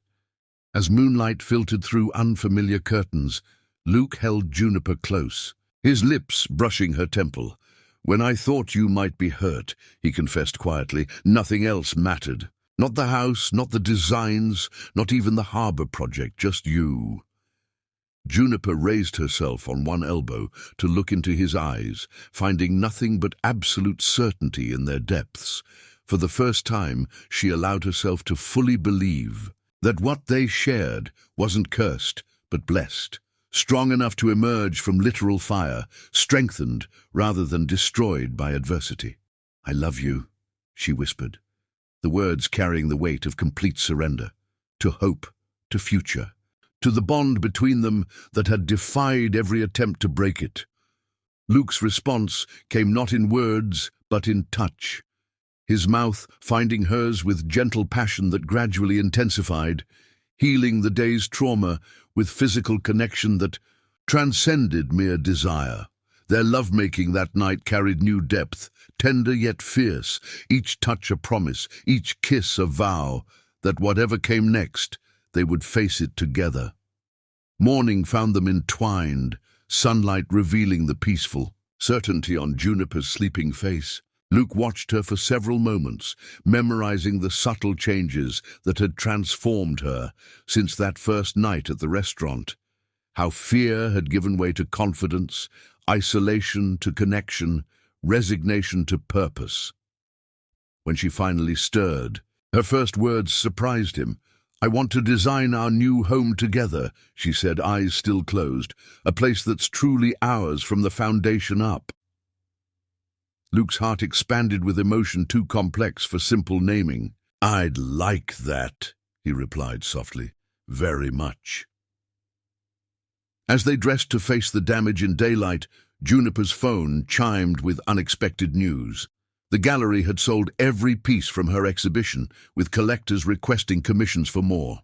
Simultaneously, Luke received word from Harold Kingsley that despite the loss of original drawings, the harbour project would proceed, with increased funding and expanded scope. The court-mandated therapy letter from Diana arrived that same day.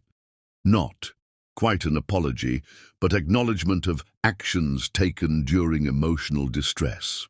Luke placed it in his desk without mentioning it to Juniper. Some chapters needed closing, not sharing. "Sometimes," Luke observed as they stood hand in hand before the damaged house they would soon rebuild together, "what looks like ending is actually beginning." Juniper squeezed his hand. The engagement, rings catching morning light.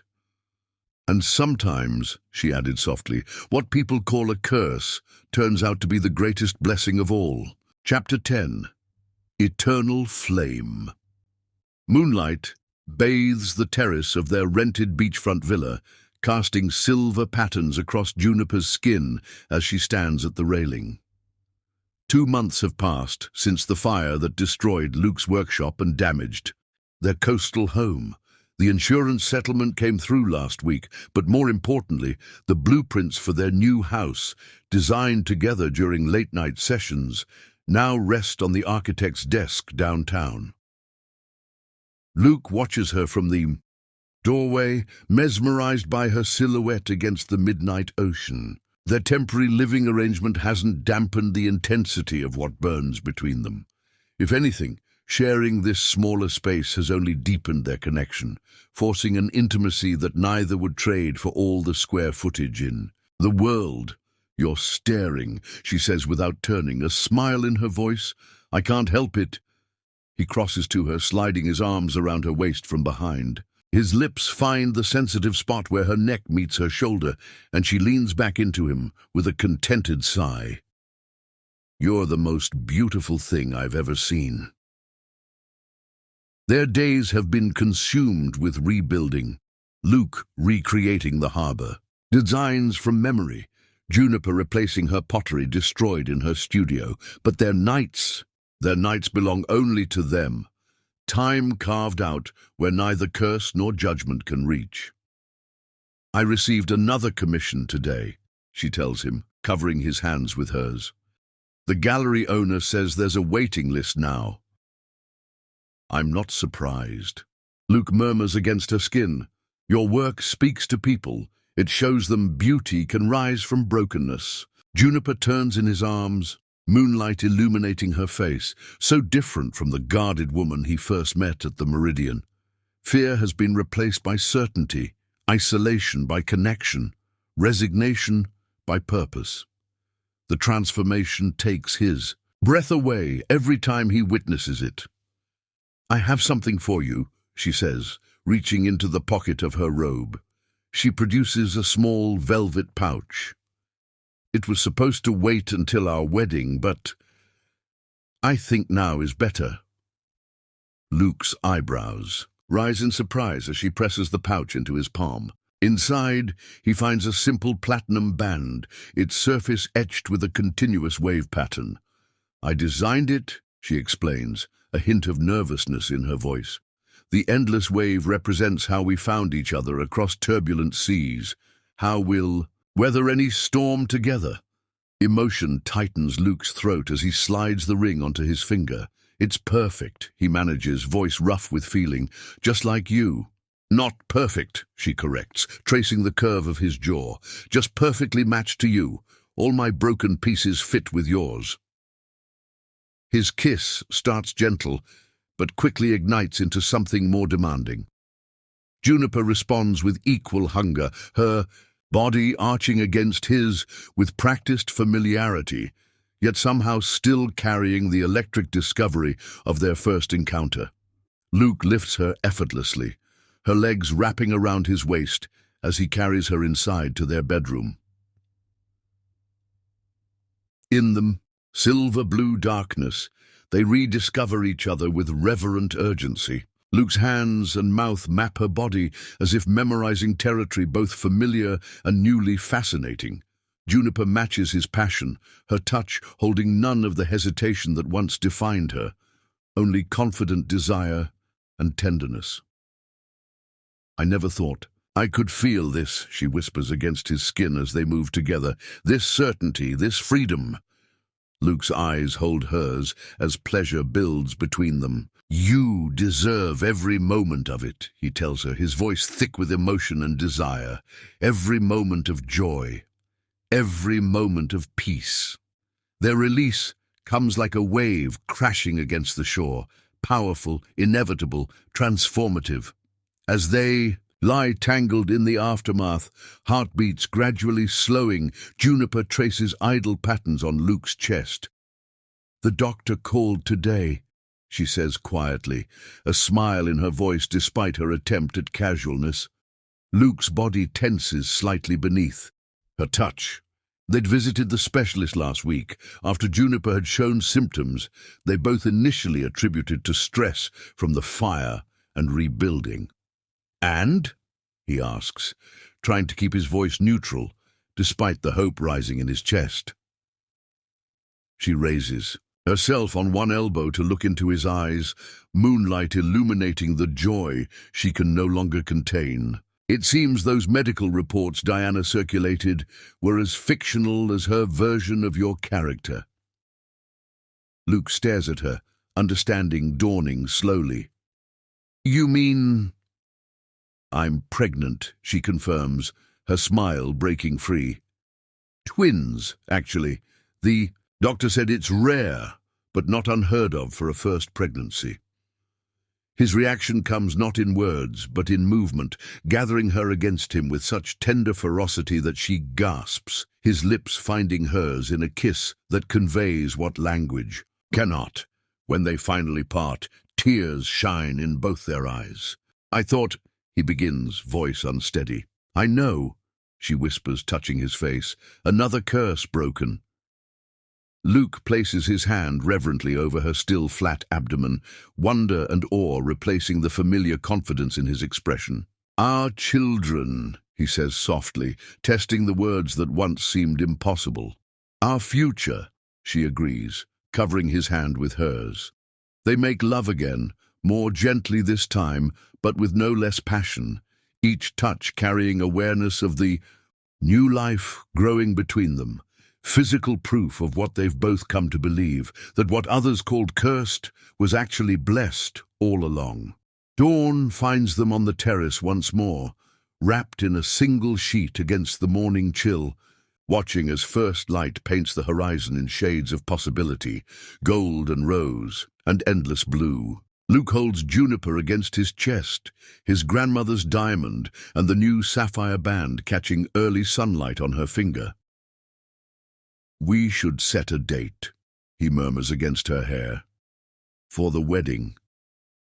Juniper turns in his arms, morning light, illuminating her smile, no longer guarded, no longer fearful, but radiant with certainty. "How about next month, before I start showing?" Luke's hands frame her face with infinite tenderness. "I want the world to see," he tells her, "to witness what we've built from ashes and judgment and broken pieces." Their kiss deepens in the strengthening sunlight, passion reigniting with familiar ease. As they move back toward the bedroom, the architect's drawings forgotten on the table beside them, Juniper feels the final remnants of her self-imposed prison crumbling away, replaced by the foundation of something infinitely stronger. "I love you," she whispers against his lips. "Beyond reason, beyond fear, beyond any curse." Luke's response comes in both words and touch, his hands and mouth writing promises against her skin that transcend language. As they fall back into bed, sunlight and shadow playing across their entwined bodies, two souls who recognized each other across crowded darkness, surrender to the certainty that what they've found is the rarest treasure of all, a love powerful enough to heal every wound, transform every scar, and illuminate even the darkest night with its eternal flame.